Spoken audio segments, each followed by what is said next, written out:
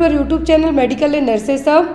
आज की क्लास है हमारी gynaecology and community health nursing के क्वेश्चंस को लेके। तो जिनका भी पेपर है अपकमिंग टाइम में, सबसे पहली चीज़ जिनका 19 तारीख को पेपर है यूपीएसएससी के थ्रू स्टाफ नर्स की पोस्ट के लिए, उन सभी के लिए best of luck.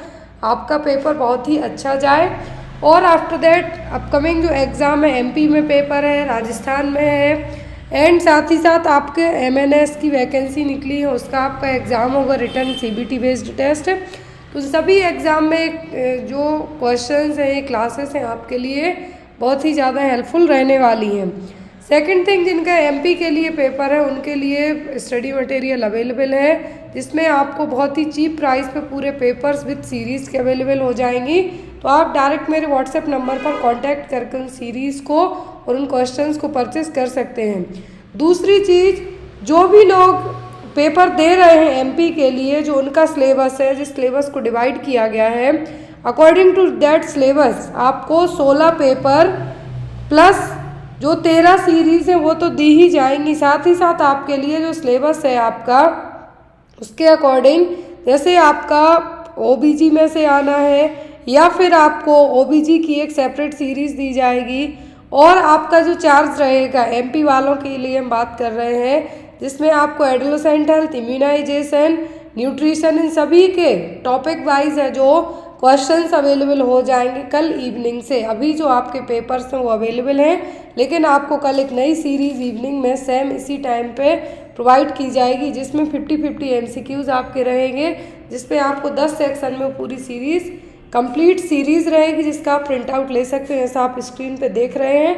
As an इसी फॉर्मेट में आपको प्रोवाइड की जाएगी एमपी वालों के लिए। तो चलिए आज की क्लास को हम स्टार्ट करते हैं। तो आज की क्लास का जो हमारा पहला क्वेश्चन है, जो कि हर एक एग्ज़ाम में आता ही आता है, ओबीजी से लिया गया पहला क्वेश्चन है जो भी लोग पेपर, सीरीज़ या फिर स्टडी मटेरियल लेना चाहते हैं, डायरेक्ट मेरे व्हाट्सएप नंबर पर कांटेक्ट करके आप उन पेपर्स को परचेस कर सकते हैं। प्राइस बहुत ही चीप रखा गया है कि हर एक कैंडिडेट उसको अफोर्ड कर सकता है। यदि एएनएम वाले पेपर दे रहे हैं तो एएनएम वालों के लिए भी स्टडी मटेरियल अवेलेबल है, सीएचओ का पेपर दे रहे हैं तो उनके लिए किया गया है। वो क्वेश्चन है, which structure is responsible for secreting progesterone hormone during the first 6 week of pregnancy. तो यहाँ पर प्रेगनेंसी के पहले 6 हफ्तों तक क्या है, प्रेगनेंसी के जो फर्स्ट 6 वीक हैं, जब तक प्रोजेस्टेरोन हार्मोन को कौन रिलीज करता है। ऑप्शन में आपको दिया गया है placenta, corpus luteum, umbilical cord या फिर डेसिडुआ बेसिलस। तो कौन है जो शुरू के प्रेगनेंसी के शुरू के 6 हफ्तों तक इस हार्मोन को रिलीज करेगा। प्रोजेस्टेरोन एक ऐसा हार्मोन है जो कि एक कंटिन्यूअस और हेल्दी प्रेगनेंसी के लिए बहुत ज़्यादा ज़रूरी है। जैसे जब लेबर पेन आता है उस टाइम पर ऑक्सीटोसिन ज़रूरी होता है, वैसे ही एक कंटिन्यूअस टर्म प्रेगनेंसी के लिए, टर्म प्रेगनेंसी का मतलब 37 हफ्तों तक की प्रेगनेंसी के लिए प्रोजेस्टेरोन ज़रूरी है।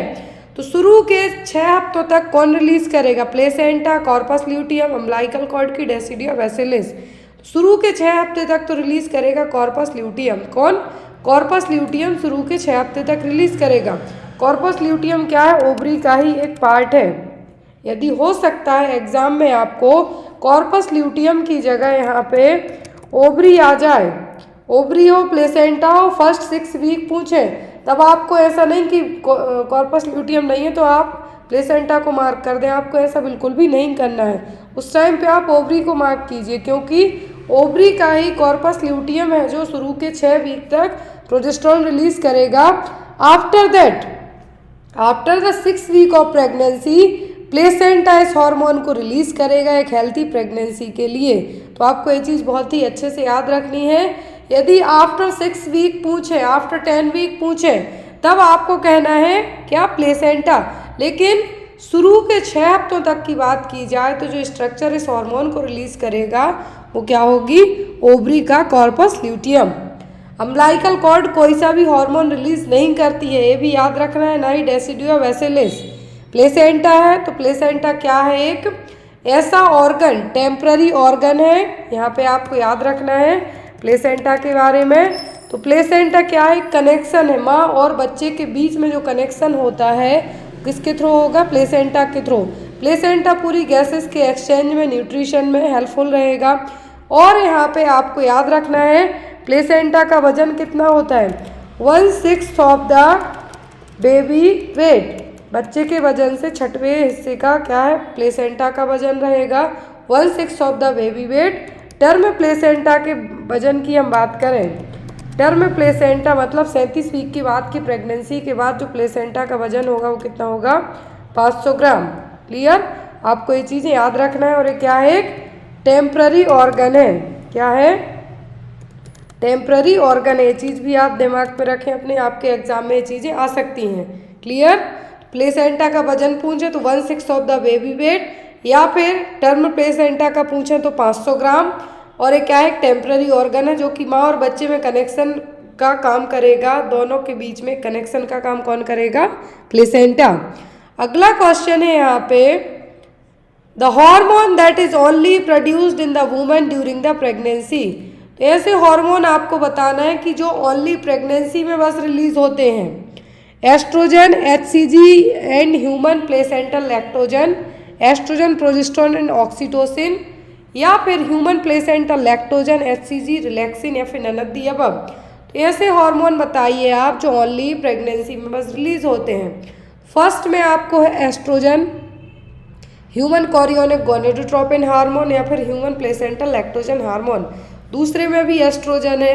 तो एस्ट्रोजन तो क्या है, फीमेल का जो सेक्सुअल हार्मोन है, जैसे मेल में टेस्टोस्टेरोन जरूरी है, वैसे ही फीमेल का जो सेक्सुअल हार्मोन है, वो सेक्सुअल एक्टिविटीज़ के लिए जो हार्मोन रिस्पॉन्सिबल है वो क्या है, एस्ट्रोजन। तो यहाँ पर एस्ट्रोजन तो आपका बिना प्रेगनेंसी के भी आएगा, तो ये दो ऑप्शन तो आपके नहीं होंगे। अब जो यहाँ पे जो HCG है, क्या HCG है, ये आपका प्रेगनेंसी में बस होता है। रिलैक्सिन भी प्रेगनेंसी में बस रिलीज होगा। तो यहाँ पे आपका आंसर क्या होगा, option number 3, human placental lactogen, HCG और रिलैक्सिन। अब इन हॉर्मोन्स का देखिए फंक्शन क्या क्या है। तो जो एस्ट्रोजन है, ये टाइम ऑफ प्यूबर्टी, जैसा मैंने आपको कहा कि सेक्सुअल हार्मोन है, क्या है फीमेल का, एस्ट्रोजन। HCG है जो ह्यूमन कोरियोनिक गोनेडोट्रोपिन, और ह्यूमन प्लेसेंटल लैक्टोजन, तो ये ओनली क्या होते हैं, प्रेगनेंसी में रिलीज होते हैं। जो नेक्स्ट ऑप्शन है एस्ट्रोजन, प्रोजेस्टेरोन और ऑक्सीटोसिन, ये भी प्यूबर्टी के टाइम पर, जैसा मैंने कहा प्रोजेस्टेरोन एक टर्म हेल्दी प्रेगनेंसी के लिए ज़रूरी है ही, ऑक्सीटोसिन एंड एस्ट्रोजन, तो ये तीनों प्यूबर्टी के टाइम से प्रोड्यूस होते हैं आपकी बॉडी में। फिर लैक्टोजन, HCG और रिलैक्सिन क्यों ज़रूरी है, ये भी आपको याद रखना है कि जो रिलैक्सिन हार्मोन है ओनली प्रेगनेंसी में ही रिलीज होगा। और साथ ही साथ यहाँ पर रिलैक्सिन हार्मोन का जो मेन काम क्या होता है, रिलैक्सिन क्या है, एक पेप्टाइड हार्मोन होता है। जनरली यहाँ पर जब जो यूट्राइन कॉन्ट्रैक्शन आते हैं, तो कॉन्ट्रैक्शन आने के टाइम पर जब आपका जो रिलैक्सेशन, इसका नाम ही है क्या है, रिलैक्सेशन हार्मोन। तो चाइल्ड बर्थ के टाइम पर, बच्चा जब पैदा होता है उस टाइम पे सबसे ज़्यादा पेल्विस एरिया को, जो लिगामेंट्स हैं उनको रिलैक्स करने का, सॉफ्ट करने का काम कौन करेगा, रिलैक्सिन हार्मोन। और जो प्लेसेंटल लैक्टोजन हार्मोन है और HCG, तो HCG हार्मोन मैंने आपको एक जो शॉर्ट क्लास है जो, या फिर शॉर्ट वीडियो कह सकते हैं, उसमें बताया था HCG का मेन काम या फिर कब रिलीज होगा। तो ये जैसे ही कंसीव करते हैं उस टाइम से रिलीज होना स्टार्ट होता है। ब्लड में as soon as possible within 1 week में डिटेक्ट हो जाता है, लेकिन यूरिन में जब आपका यदि नेक्स्ट पीरियड नहीं आता, टेस्ट करके देखते हैं तो डिटेक्ट हो जाएगा। लेकिन कुछ केसेस में HCG हार्मोन 2 महीने तक की प्रेगनेंसी हो जाती है, तब तक डिटेक्ट नहीं हो पाता। इसका रीज़न होता है कि इसका बहुत ही कम अमाउंट है जो रिलीज हो रहा है, इसलिए। तो यहाँ पे HCG, रिलैक्सिन और प्लेसेंटल लैक्टोजन, तीनों हार्मोन बस ऐसे हैं जो प्रेगनेंसी में रिलीज होंगे। बाकी एस्ट्रोजन, प्रोजेस्टेरोन, ऑक्सीटोसिन जो प्यूबर्टी के टाइम्स रिलीज होना स्टार्ट हो जाते हैं। क्लियर है।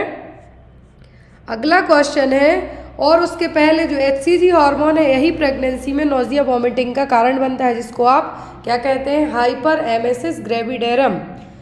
नेक्स्ट क्वेश्चन है यहाँ पे, correct method of holding the pinna in the children. ये क्वेश्चन बहुत एग्जाम में आता है कि जो बच्चों के जो मेथड है पिन्ना होल्ड करने की, पिन्ना मतलब आप बच्चे का जो या फिर बड़ों का आउटर ईयर वाला पार्ट है, क्या आउटर ईयर वाला पार्ट है, इसको आप ऑरिकल भी कहते हैं।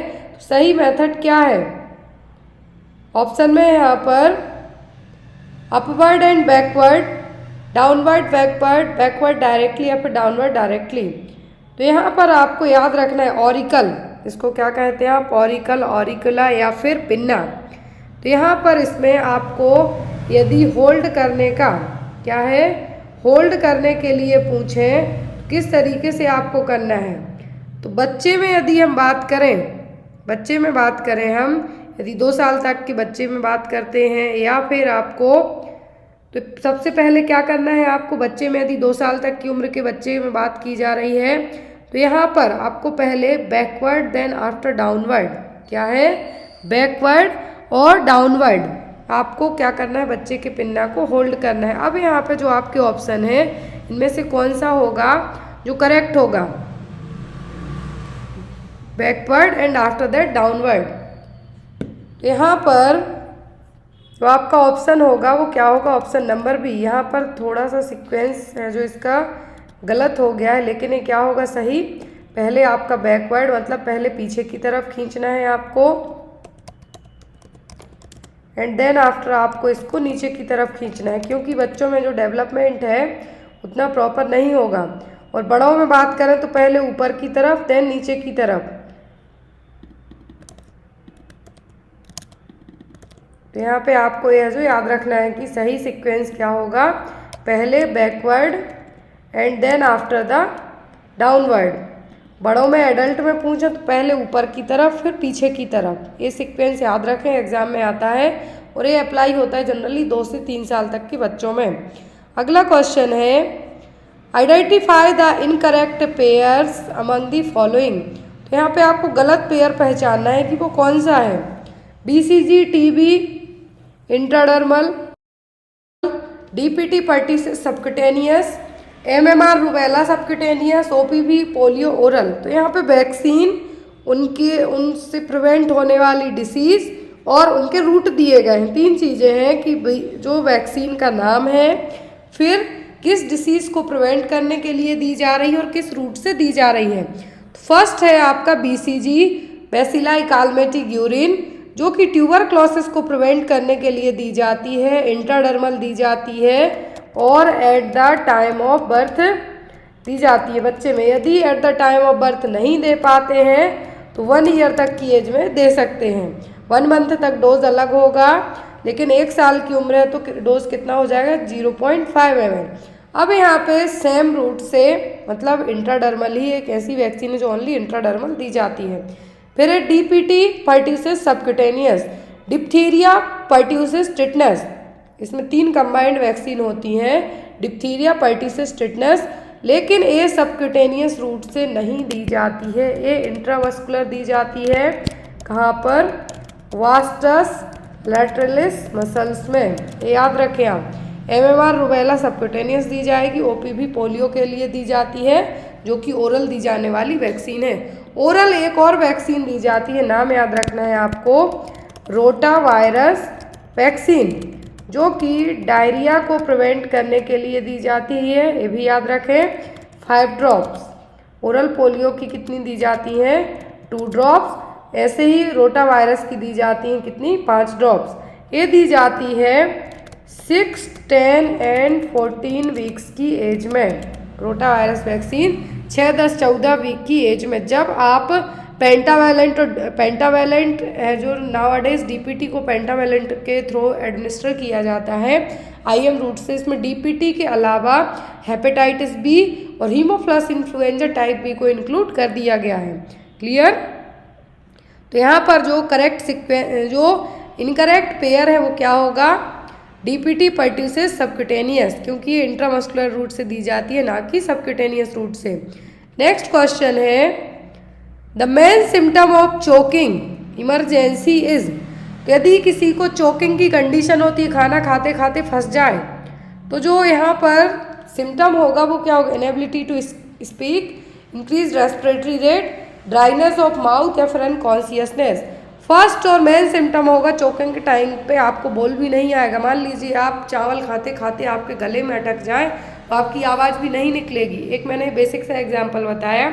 लेकिन किसी को अपर रेस्पिरेटरी ट्रैक्ट में कुछ फंस जाए तब आपको या तो इसकी मेथड पूछी जाती है कि किस मेथड से आप उसको दूर करेंगे जो इमरजेंसी में चोकिंग की कंडीशन हुई है, या फिर आप है जो उस पर्सन को कौन से लक्षण से पहचानेंगे।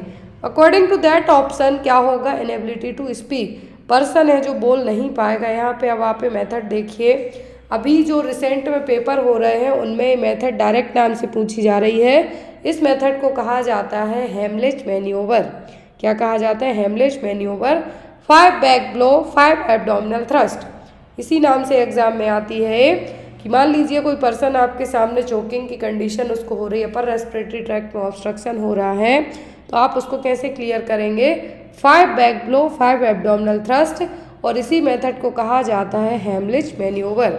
लेकिन यदि यही चीज़ इन्फेंट में कहें तो पहले बैक फ्लो आपको अपने घुटने के ऊपर, नी के ऊपर बच्चे को लिटाना है, हाथ अपना पूरा एल्बो से लेके जो आपका फिंगर्स है यहाँ तक बच्चे को उल्टा आपको पकड़ के रखना है अपने घुटने के ऊपर, नी के ऊपर। Then 5 back blow, sharp back blow देना है बच्चे को एक हाथ से। देन चेस्ट थ्रस्ट, 2 फिंगर से आपको बच्चे को चेस्ट थ्रस्ट देना है, जो कि ब्रेस्ट बोन के यहाँ पर 1.5 से 1.5 इंच तक है, जो 5 बार कंप्रेस करना है। यदि बच्चे में रेस्पिरेटरी ट्रैक्ट में कुछ भी फंस गया है तो उसको क्लियर कर सकते हैं। बच्चे में पहले 5 बैक ब्लो 5 चेस्ट थ्रस्ट देना है, लेकिन कैसे, नी पर रख के। इन्फेंसी यदि बच्चा 1 साल से कम का है तो। यदि एडल्ट में बात करें तो इस तरीके से पहले 5 back blow and then 5 abdominal thrust. Clear. Next question है आपका, a thin and semi transparent partition between the external auditory canal and middle ear is called. तो थिन और सेमी ट्रांसपेरेंट, बहुत ही पतला पार्टीशन है एक्सटर्नल और मिडिल ईयर कैनाल के बीच में। एक्सटर्नल ऑडिटरी कैनाल जो पिन्ना वाला सेक्शन है, मिडिल वाला जहाँ पे बोन्स हैं, तो क्या है, eustachian tube, vestibular membrane, tympanic membrane, या फिर ऑडिटरी ऑसिकल। तो ये कहलाएगी टिम्पेनिक मेम्ब्रेन। ये देखिए आप यहाँ पे आउटर और मिडिल ईयर के बीच का जो हिस्सा है, यहाँ पे जो एक मेम्ब्रेन बनी हुई है, क्या कहलाती है, टिम्पेनिक मेम्ब्रेन। क्या कहते हैं हम इसको, टिम्पेनिक मेम्ब्रेन। मिडिल ईयर में आपकी आती हैं bones, incus, malleus, stapes. Stapes सबसे छोटी बोन है। आउटर ईयर में आपका पिन्ना आ जाएगा, ईयरलोब आ जाएंगे, और यहाँ पर मिडिल ईयर में बोन्स आएंगे, और इनर ईयर में semi circular canal, cochlea, vestibulo cochlear nerve, ये सब पार्ट है जो आपका आ जाएगा। एग्जाम में आपको अब यहाँ से क्वेश्चंस बनते हैं। सबसे छोटी बोन तो वो है स्टेपस। कौन सा पार्ट है जो कि बॉडी के बैलेंस में हेल्पफुल है, तो वो वेस्टिगो कोक्लियर। कौन सा, वेस्टिगो कोक्लियर पार्ट। कौन सी ड्रग है जिसके लेने से वेस्टिगो कोक्लियर नर्व डैमेज होती है, तो वो है स्ट्रेप्टोमाइसिन ओनली। यदि बात करें हम कि बॉडी के बैलेंस में है जो कोक्लियर पार्ट हेल्प करेगा कि वेस्टिबुलर, तो ये भी आपको एग्जाम में आता है। नेक्स्ट क्वेश्चन है यहाँ पे, the point eight which the trachea divides into right and left primary bronchi is. तो कौन सा पार्ट है जहाँ पर ट्रैकिया 2 हिस्सों में डिवाइड होती है। ट्रैकिया एक जो आपका सीधा पाइप है जाके चेस्ट के यहाँ पे, क्योंकि आपके लंग्स 2 हैं तो ये 2 ब्रोंकाई में, लेफ्ट राइट ब्रोंकाई में डिवाइड हो जाती है। तो जहाँ पे डिवाइडेशन होता है क्या कहलाता है, हाइलस, लोब्स, कार्डियक नोच, या फिर करीना। ये कहलाता है करीना। देखिए ये वाला हिस्सा है जो 2 पार्ट में जाके डिवाइड होगा। कहाँ पे, 2 पार्ट में जाके डिवाइड होगा, तो ये क्या कहलाता है, करीना। अब यहाँ पर सी शेप कार्टिलेज है, क्या कहलाते हैं, सर्कॉइड कार्टिलेज। क्या है, सर्कॉइड कार्टिलेज। हायोइड बोन, नेक के यहाँ पर जो एक सिंगल बोन होती है वो कौन सी है, हायोइड बोन। ट्रैकिया जहाँ 2 पार्ट में डिवाइड होता है वो हिस्सा कहलाता है कैरिना, और जो 2 पार्ट हैं वो क्या कहलाते हैं, ब्रोंकाई। और ब्रोंकाई की छोटी छोटी ब्रांच होती हैं वो कहलाते हैं ब्रोंक्यूल्स। देखिए आप यहाँ पे इस इमेज में ज़्यादा क्लियर दिख रहा है। तो ये क्या है, ब्रोंकाई भी जब अलग अलग पार्ट्स में डिवाइड होती है लंग्स के लोब में जाने के लिए, तो ये क्या कहलाती हैं, bronchioles. Next one, which of the following is the reason for the development of hydromnios in women with gestational diabetes। तो हाइड्रोमनियस का मतलब है कि प्रेगनेंसी में जो एमनियोटिक फ्लूइड है उसका लेवल कम हो जाना, इसका रीज़न क्या है? Increase transudation, fetal diuresis, absence of swelling reflex in new fetus या फिर हाइपरप्लासिया ऑफ ब्लड वेसल्स। तो यदि प्रेगनेंसी में हाइड्रोमनियोस का रीज़न पूछे, यदि फीमेल को क्या है, जेस्टेशनल डायबिटीज़ है। जेस्टेशनल डायबिटीज़ का मतलब है कि प्रेगनेंसी इंड्यूस्ड डायबिटीज़, प्रेगनेंसी में ब्लड शुगर लेवल बढ़ा हुआ होना, आफ्टर द डिलीवरी ये नॉर्मल कंडीशन होने लगेगी। तो ये जेस्टेशनल डायबिटीज़ का जो रीज़न है वो क्या है, आप सॉरी हाइड्रोमनियोस का रीज़न है, यदि लेडी को क्या है, जेस्टेशनल डायबिटीज़ हुआ है तो वो होगा फीटल डायूरेसिस। क्या है? Fetal diuresis. Next one, a factor predisposing a person to nosocomial pneumonia. Nosocomial pneumonia का मतलब है कि हॉस्पिटल से मिलने वाला निमोनिया या फिर हॉस्पिटल एक्वायर्ड इन्फेक्शन भी कह सकते हैं आप इसको। प्रिडिस्पोजिंग फैक्टर का मतलब है कौन सा फैक्टर बढ़ावा देगा।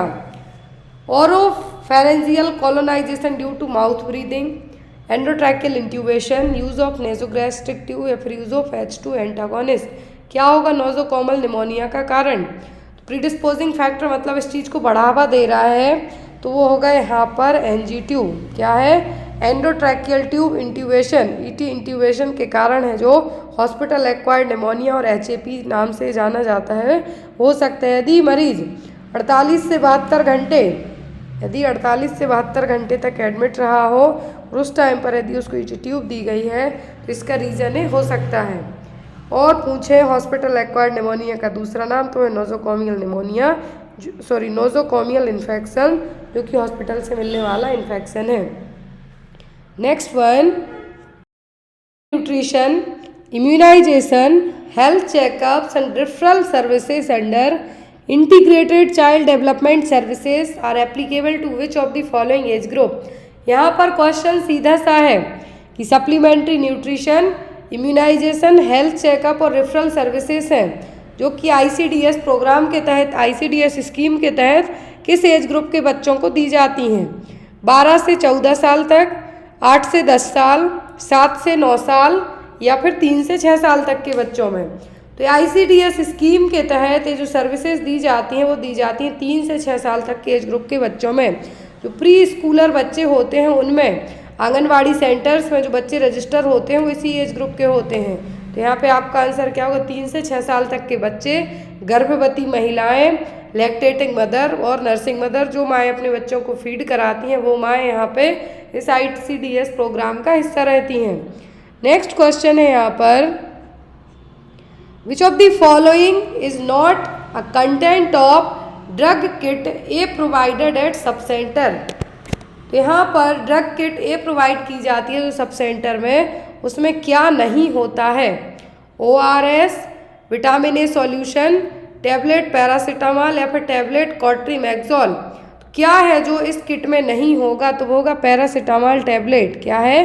Paracetamol tablet. ये देखिए ORS के 150 पैकेट रहेंगे, टैबलेट रहेंगी आयरन फॉलिक एसिड की छोटी और बड़ी, विटामिन ए रहेगा, कॉट्रीमैक्सोल रहेगा, लेकिन इसमें पैरासीटामॉल नहीं हो। किट बी में पैरासीटामॉल होगी। किट बी में क्या क्या होगा?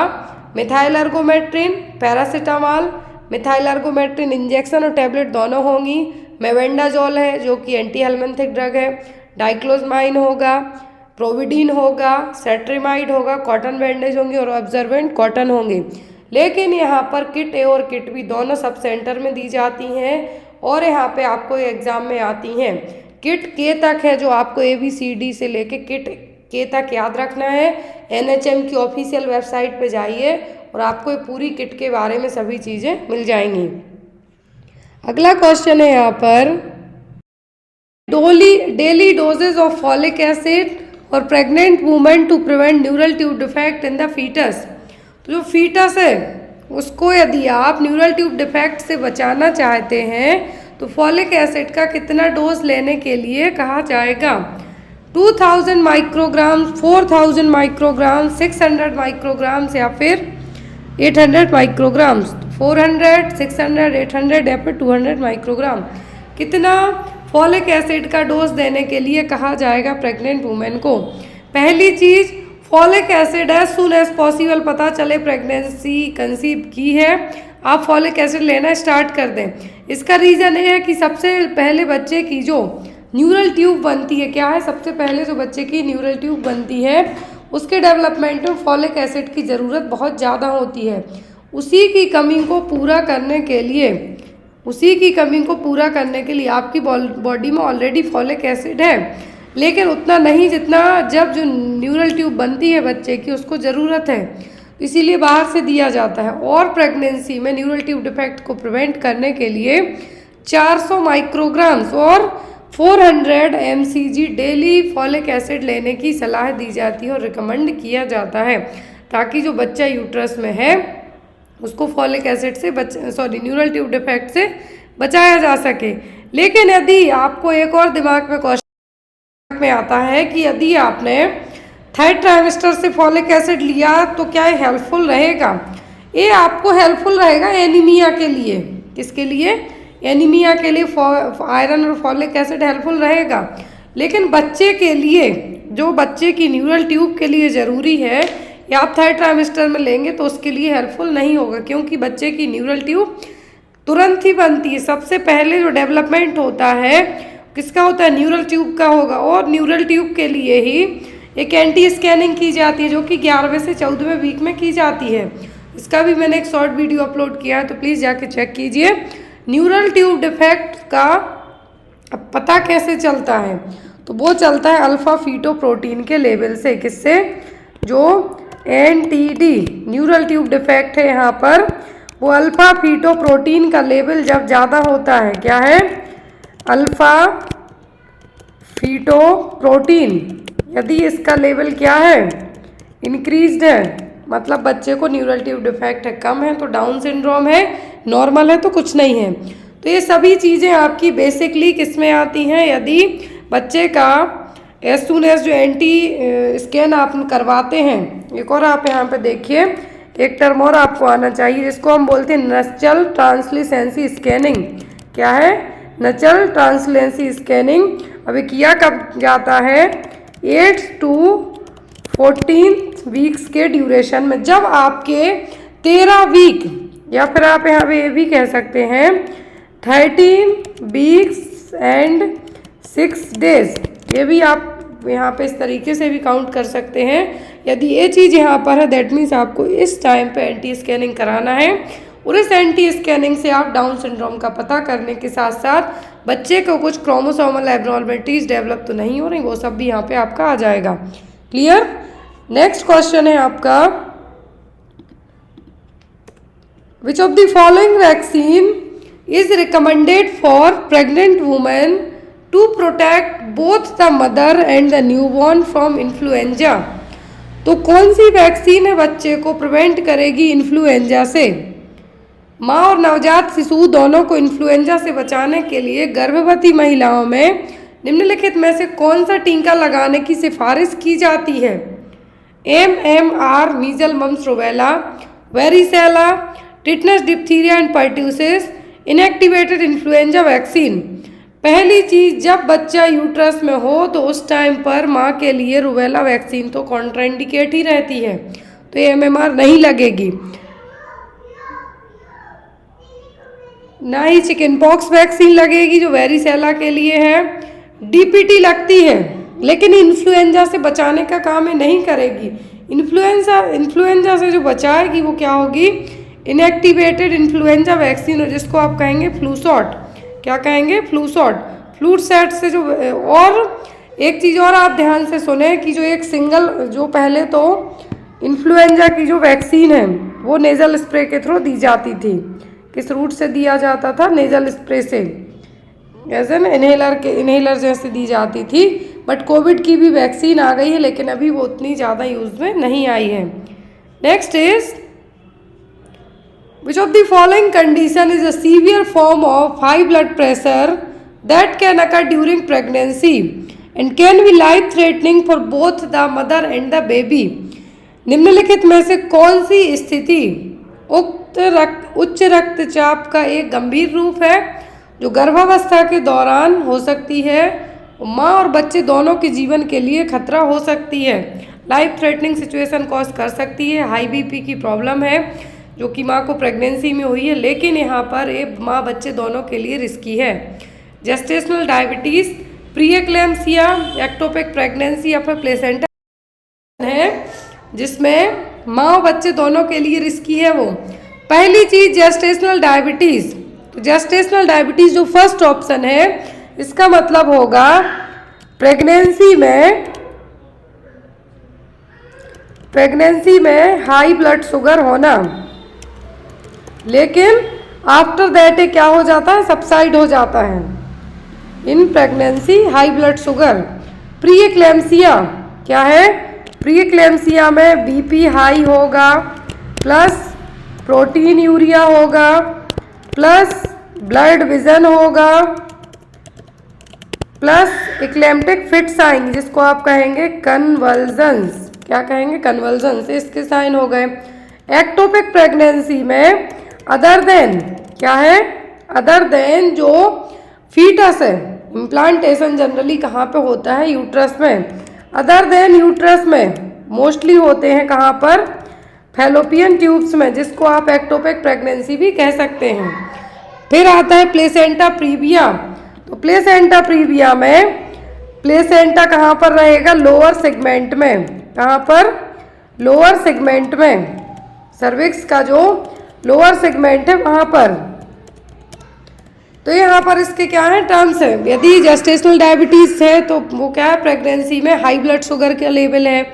यहाँ पर जब किसी लेडीज़ को हाई ब्लड शुगर लेवल हो रहा हो और बीपी हाई हो रहा हो, तब ये केस इतना ज़्यादा डिफ़िकल्ट हो जाता है कि बीपी को आप कंट्रोल करेंगे कि ब्लड शुगर लेवल को, दोनों इवन कभी कभी शूट आउट होके क्या हो जाता है, इवन डेथ भी हो जाती है। जो शुगर के पेशेंट होते हैं उनकी डेथ ब्लड शुगर लेवल बढ़ने के साथ साथ हाई बीपी से भी होती है।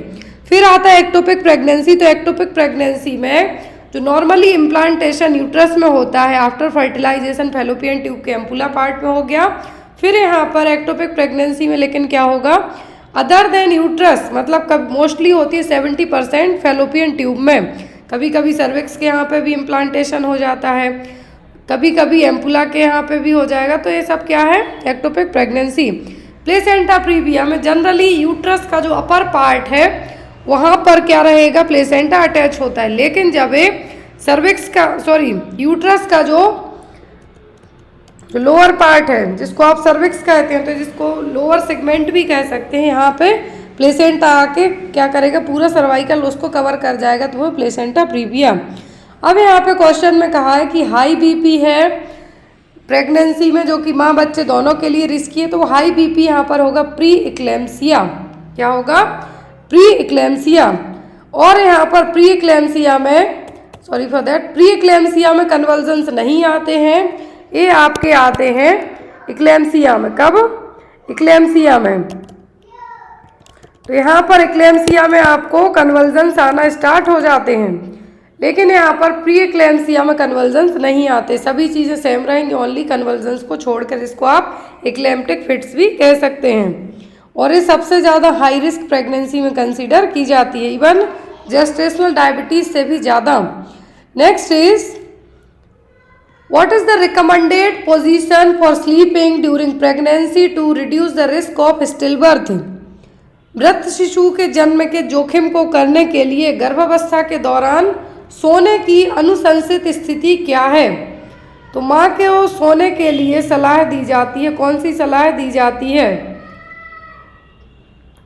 प्रेगनेंसी में यदि स्टिल बर्थ को क्या करना है, प्रिवेंट करना है, तो यहाँ पर कौन सी पोजीशन में सोने की सलाह दी जाती है। तो यहाँ पर कहा जाता है कि ऑप्शन में left side, right side, on the back या फिर ऑन द स्टमक। तो स्टमक के बल तो आप नहीं सो सकते क्योंकि बच्चे पे प्रेशर पड़ेगा, ना ही सीधा स्ट्रेट सो सकते हैं, ऐसे में बच्चे को प्रॉपर ऑक्सीजन सप्लाई नहीं हो सकती है, ना ही राइट साइड सो सकते। आपको जो एडवाइस किया जाता है वो होती है यहाँ पर क्या, लेफ्ट साइडेड। लेफ्ट साइडेड इसलिए कहा जाता है कि जो बच्चे का एक तरीके से हमें कह सकते हैं बेबी के लिए प्रॉपर तरीके से लेफ्ट साइड में सोएंगे, स्पेस रहेगा। दूसरी चीज़, हाइपोटेंशन से भी प्रिवेंट कर सकते हैं माँ के लिए आप। तीसरी चीज़, यहाँ पर जब भी कोई प्रेगनेंसी में आप जनरली फोर्थ मंथ की प्रेगनेंसी तक पहुंचते हैं, जब डॉक्टर एडवाइस करते हैं कि आप कैसे सोएं, लेफ्ट साइड सोएं। ज़्यादा लेग पेन होता है तो दो पैरों के बीच में एक पिलो लगा के सोएं। वो इसलिए कहा जाता है आपको कि सर्कुलेशन इम्प्रूव होगा। दूसरी चीज़, जो बच्चे को हार्ट टू द प्लेसेंटा, जो बच्चे को पूरे न्यूट्रिएंट्स की सप्लाई होनी है प्लेसेंटा के थ्रू बच्चे के हार्ट के लिए, वो सब लेफ्ट साइड में ज़्यादा बेटर तरीके से हो पाएंगी। तो यहाँ पर ये सभी चीज़ें क्यों की जाती हैं, ताकि आप लेफ्ट साइड सोएं। और यदि यहाँ पर राइट साइड की बात करें तो राइट साइड में सोने में आपको सो सकते हैं, लेकिन यहाँ पर स्टिल बर्थ होने का रिस्क ज़्यादा रहेगा।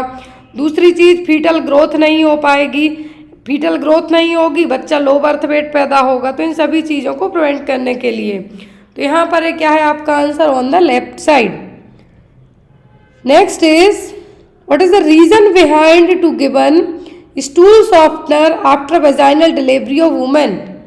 तो डिलीवरी के बाद क्या है, डिलीवरी के बाद किसी भी लेडीज़ को स्टूल सॉफ्टनर दिए जा रहे हैं, तो ये क्यों दिए जा रहे हैं? To prevent the bleeding, to prevent from straining, it recover episiotomy tears, या फिर इट कॉन्ट्रैक्ट द यूट्रस। तो स्टूल सॉफ्टनर, जिसको लैक्टोलियोस भी आप कह सकते हैं, ये वेजाइनल डिलीवरी के बाद क्यों दिए जाते हैं? पहली चीज़, डिलीवरी के बाद किसी भी लेडीज़ में डिहाइड्रेशन हो जाता है, डिहाइड्रेशन हो जाता है, कॉन्स्टिपेशन होना नॉर्मल सी बात है। अब उस कॉन्स्टिपेशन को आप कम करने के लिए यहाँ पर स्टूल सॉफ्टनर दे रहे हैं, उस कॉन्स्टिपेशन को रिलीव करने के लिए स्टूल सॉफ्टनर दे रहे हैं। और ऑप्शन में है to prevent the bleeding, it prevents from straining, it recovers episiotomy tears, या फिर इट कॉन्ट्रैक्ट्स द यूट्रस। तो यूट्रस को कॉन्ट्रैक्ट करने के लिए आप ऑक्सीटोसिन देंगे, प्रोस्टाग्लैंडिन दे सकते हैं, ये सभी चीज़ें देंगे। ब्लीडिंग को प्रिवेंट करने के लिए आप अदर मेडिकेशन देंगे। एपिजियोटोमी इससे रिकवर नहीं होगा। हाँ, यहाँ पर आपकी स्ट्रेनिंग से आप ज़रूर प्रिवेंट कर सकते हैं। स्ट्रेनिंग से क्यों? कॉन्स्टिपेशन यदि आपको होगा, एपिजियोटोमी में आपका क्या होगा, पेरिनियल टीयरिंग, जो यहाँ पर वेजाइना है, क्या है, वेजाइना, और जो एनल स्पिंचर है, यहाँ पर क्या है, कट लगाया जाता है। लेकिन यदि कॉन्स्टिपेशन का केस होगा, एपिजियोटोमी हुई है या फिर वेजाइनल डिलीवरी हुई है, तो क्या होगी, बहुत ज़्यादा स्ट्रेनिंग होगी। क्या होगी? स्ट्रेनिंग होगी। लेकिन यदि आप स्टूल सॉफ्टनर या फिर लैक्टोलोज या फिर कोई भी ऐसी मेडिकेशन देंगे जिससे स्टूल सॉफ्ट आएंगे, जिसको आप स्टूल सॉफ्टनर लैक्टोलोज के नाम से भी याद रख सकते हैं, तो वो सब यदि आप यहाँ पे देते हैं तो क्या होगा, एपिजियोटोमी के जो इवन टीयरिंग भी है, उसकी टीयरिंग है, उसको रिलीफ रहेगा एक तरीके से, पेन कम होगा। पेन कैसे कम होगा? पेन के लिए तो आप पेन किलर दे देंगे, लेकिन यहाँ से आप पेन को कम प्रिवेंट कर सकते हैं। स्टूल सॉफ्टनर देंगे तो जो डाउन साइड जो प्रेशर पड़ रहा है वो कम होगा और स्टूल इजीली बाहर आएगा। इसका मेन रीज़न है क्या, स्ट्रेनिंग से प्रिवेंट करना। Next one is, at what age should pregnant women typically start attending prenatal checkup for routine monitoring and care during the pregnancy. तो गर्भावस्था के दौरान नियमित निगरानी और देखभाल के लिए गर्भवती महिलाओं को आमतौर पर किस उम्र में प्रसव पूर्व जांच में भाग लेना शुरू करना चाहिए? 8 से 12 week, 16 to 20 weeks, 24 to 28 weeks, या फिर 32 to 36 वीक। किस वीक में यहाँ पे कहा है at what age pregnant women को प्रीनेटल और एंटीनेटल चेकअप्स में जाना चाहिए रूटीन मॉनिटरिंग के लिए? तो है 8 से 12 हफ्ते में। कब? 8 to 12 वीक की प्रेगनेंसी में। इस टाइम पीरियड में आप चेकअप कराने जाएंगे तो पहली चीज़ यहाँ पर आपकी प्रेगनेंसी तो कंफर्म रहेगी ही। दूसरी चीज़, इस टाइम पर आपकी एंटी स्कैनिंग हो सकती है।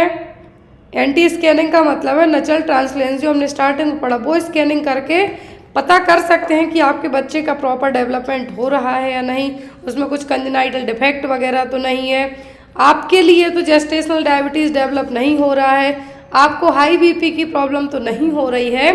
ये सब चीज़ों को चेक करने के लिए सबसे अच्छा टाइम पीरियड होगा 8 से 12 हफ्ते की pregnancy. Next one is, which of the following is a vital sign that should be closely monitored during labor and delivery to assess maternal health? निम्नलिखित में से कौन सा एक महत्वपूर्ण संकेत है जिसकी मातृ स्वास्थ्य का आकलन करने के लिए प्रसव और प्रसव के दौरान बारीकी से निगरानी की जानी चाहिए? क्या है तो वो जिसमें आप ये सभी चीज़ें क्लोजली मॉनिटर करेंगे? वो होगा यहाँ पर ऑप्शन में glucose level, blood pressure, haemoglobin level या रेस्पिरेटरी रेट। पहली चीज़ डिलीवरी के टाइम पर और लेबर के टाइम पर जो चीज़ चेक की जाएगी, ब्लड ग्लूकोज लेवल आप पहले चेक कर सकते हैं बिफोर डिलीवरी और before labour. Haemoglobin level check कर सकते हैं कि यदि इनकेस ब्लीडिंग ज़्यादा होती है तो हीमोग्लोबिन लेवल कम ना हो तो आप पहले से ही ये सब चीज़ें चेक करके रखेंगे।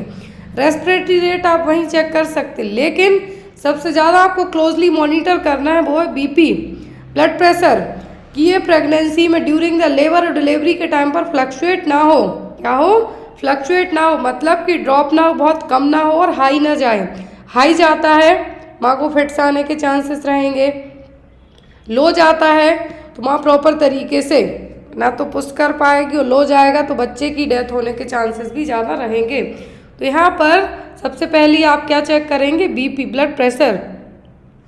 Next one is which of the following complication can occur when the placenta partially or completely covers the cervix, obstructing the baby's exit from the uterus? निम्नलिखित में से कौन सी जटिलता तब हो सकती है जब नाल आंशिक रूप से या पूरी तरह से गर्भाशय ग्रीवा को ढक लेती है, जिससे बच्चे के गर्भाशय से बाहर निकलने में बाधा आती है? तो ऐसा कौन सा केस है जिसमें सर्विक्स को पूरे तरीके से प्लेसेंटा कवर कर जाएगा? जब सर्विक्स का मुंह कवर हो जाएगा, सर्वाइकल ओस कवर हो जाएगी तो बच्चे को बाहर आने में प्रॉब्लम होगी। ऑप्शन में pre eclampsia, gestational diabetes, placenta previa, फिर एक्टोपिक प्रेगनेंसी। प्री एक्लेम्सिया मैंने आपको बता दिया कि इसमें बीपी हाई होगा, बीपी हाई होगा, ब्लड विजन होगा, फिर एक्लेम्टिक फिट्स आएंगे जब प्री एक्लेम्सिया के बाद की स्टेज में जाएंगे। जेस्टेशनल डायबिटीज़ में प्रेगनेंसी में माँ का ब्लड शुगर लेवल बढ़ जाएगा। एप्टोपिक प्रेगनेंसी में अदर देन यूट्रस में इम्प्लांटेशन हो जाएगा।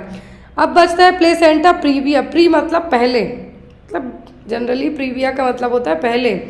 Placenta, placenta previa, placenta praevia के केस में ही ऐसा होगा कि जो प्लेसेंटा जनरली अपर सेगमेंट में, यूट्रस का जो नॉर्मली प्लेसेंटा अटैच होता है अपर सेगमेंट में होता है, वो हम आगे आपको विथ इमेज के भी दिखाएंगे कि अपर सेगमेंट में प्लेसेंटा अटैच होता है, लेकिन जो प्लेसेंटा प्रीविया है इसमें क्या होगा? डाउन साइड अटैच हो जाता, नीचे की तरफ। अब ये पार्सली हो सकता है, कंप्लीट हो सकता है या मार्जिनल हो सकता है। तो यहाँ पर जो चीज़ इस तरीके से रिप्रेजेंट करेगी कि सर्वाइकल ओस को कवर कर जाए, बेबी की एग्जिट के लिए एक तरीके से ऑब्स्ट्रक्शन का काम करेगा, तो वो है placenta praevia. Next one is what is the recommended method of feeding newborns during the first 6 months of life to promote optimal growth and development? तो यहाँ पर कौन सी मेथड है जो न्यूबॉर्न बेबी को फर्स्ट 6 months ऑफ लाइफ के लिए प्रमोट करेगी ग्रोथ और डेवलपमेंट के लिए? इष्टतम वृद्धि और विकास को बढ़ावा देने के लिए जीवन के पहले 6 महीनों के दौरान नवजात शिशुओं को खिलाने की अनुशंसित विधि क्या है? Formula feeding, complementary feeding, exclusive breast feeding या फिर बॉटल फीडिंग? बहुत ही ईजी क्वेश्चन है। वो है कि पहले 6 महीने तक की बात की जा रही है जिसमें बच्चे की ग्रोथ डेवलपमेंट भी अच्छी होगी, तो वो होगा only exclusive breast feeding.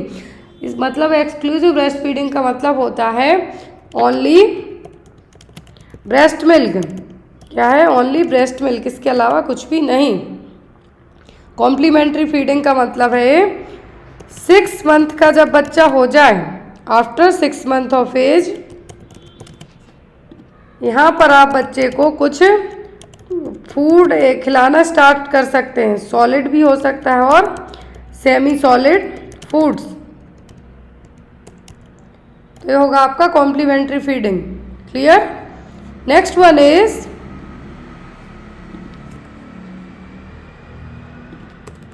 which of the following is a chronic condition characterized by high blood sugar level in pregnant women who have not previously been diagnosed with diabetes? तो यहाँ पर कौन सी कंडीशन है? क्रॉनिक मतलब लंबे समय से है, जिसमें हाई ब्लड शुगर लेवल हो रहा है प्रेगनेंसी में, लेकिन इसके पहले उसको कभी डायग्नोस नहीं हुई है क्या? शुगर और डायबिटीज़। तो क्या कहलाएगा? निम्नलिखित में से कौन सी एक पुरानी स्थिति है जो गर्भवती महिलाओं में उच्च रक्त शर्करा के स्तर की विशेषता है, जिन्हें पहले मधुमेह का निदान नहीं हुआ, मतलब पहले डायबिटीज डायग्नोस नहीं हुई है? Pre eclampsia, gestational diabetes, eclampsia या फिर प्रीटर्म लेबर? कौन सा केस है यहाँ पर जिसमें high blood sugar level pregnancy में क्या है, डायग्नोस हुआ है, लेकिन पहले डायग्नोस नहीं हुआ डायबिटीज़, तो वो जेस्टेशनल डायबिटीज़, जैसा मैंने आपको बताया कि प्रेगनेंसी में हाई ब्लड शुगर लेवल का होना। और हाई ब्लड शुगर लेवल में जो बच्चे पैदा होते हैं, जेस्टेशनल डायबिटीज़ वाले बच्चे होते हैं, वो क्या होते हैं, लार्ज साइज होते हैं, 4 kg से भी उनका ज़्यादा वेट रहता है। Next is what is the term used to describe the spontaneous loss of pregnancy before the 20th week of gestation? यदि 20 वीक की प्रेगनेंसी के पहले, क्या है, 20 वीक की प्रेगनेंसी के पहले प्रेगनेंसी लॉस हो जाए, गर्भाधारण के 20वें सप्ताह से पहले गर्भावस्था के सहज नुकसान को वर्णन करने के लिए किस शब्द का प्रयोग किया जाता है? Pre term birth, still birth, ectopic pregnancy या फिर मिसकैरेज? क्या यूज़ किया जाएगा? तो वो होगा आपका यहाँ पर मिसकैरेज और अबॉर्शन। क्या है? मिसकैरेज। स्टिल बर्थ का मतलब है कि बच्चे की डेथ होना, फीटल डेथ इन यूट्रस। यहाँ पर आप ये भी कह सकते हैं कि फीटल डेथ इन यूट्रस, वो कहलाता है स्टिल बर्थ। प्री टर्म का मतलब है कि before 37 weeks of gestation. Before 37 weeks of gestation के क्या है प्री टर्म बर्थ का मतलब? बिफोर 37 वीक्स ऑफ जेस्टेशन के डिलीवरी का हो जाना, वो है pre term birth. Still birth का मतलब फीटल डेथ इन यूट्रस। और एक्टोपिक प्रेगनेंसी का आपको मैंने बता ही दिया है। तो यहाँ पर जो आपका आंसर होगा वो क्या होगा? वो होगा आपका मिसकैरेज और अबॉर्शन। तो अकॉर्डिंग टू MTP एक्ट, अब क्या है, मेडिकल टर्मिनेशन ऑफ MTP। तो MTP एक्ट पूछें तो 1971, अकॉर्डिंग टू दैट 20 वीक तक की प्रेगनेंसीज को ही यहाँ पर परमिशन दी जाती है। किसकी? अबॉर्शन की। अब अबॉर्शन की परमिशन 20 वीक तक तब दी जाती है जब यहाँ पर या तो रेप के थ्रू प्रेगनेंसी हुई हो, और यहाँ पर यदि प्रेगनेंसी एक्सीडेंटल हुई हो, या फिर बच्चे को कुछ कंजेनाइटल डिफेक्ट हो तब। अमेंडमेंट एक्ट आया है, क्या है? MTP अमेंडमेंट जो एक्ट है, अमेंडमेंट एक्ट के अकॉर्डिंग यहाँ पर 24 वीक्स, यदि अमेंडमेंट एक्ट में पूछें तो 24, और ओनली MTP एक्ट पूछें तो 20 week. Next one is how many stage. Question है how many stage are there in the typical progression of labour. तो लेबर की प्रोग्रेस में कितनी स्टेज होती हैं? प्रसव की सामान्य प्रगति में कितने चरण होते हैं? 2 स्टेज, 3 स्टेज, 4 स्टेज या फिर 5 स्टेज?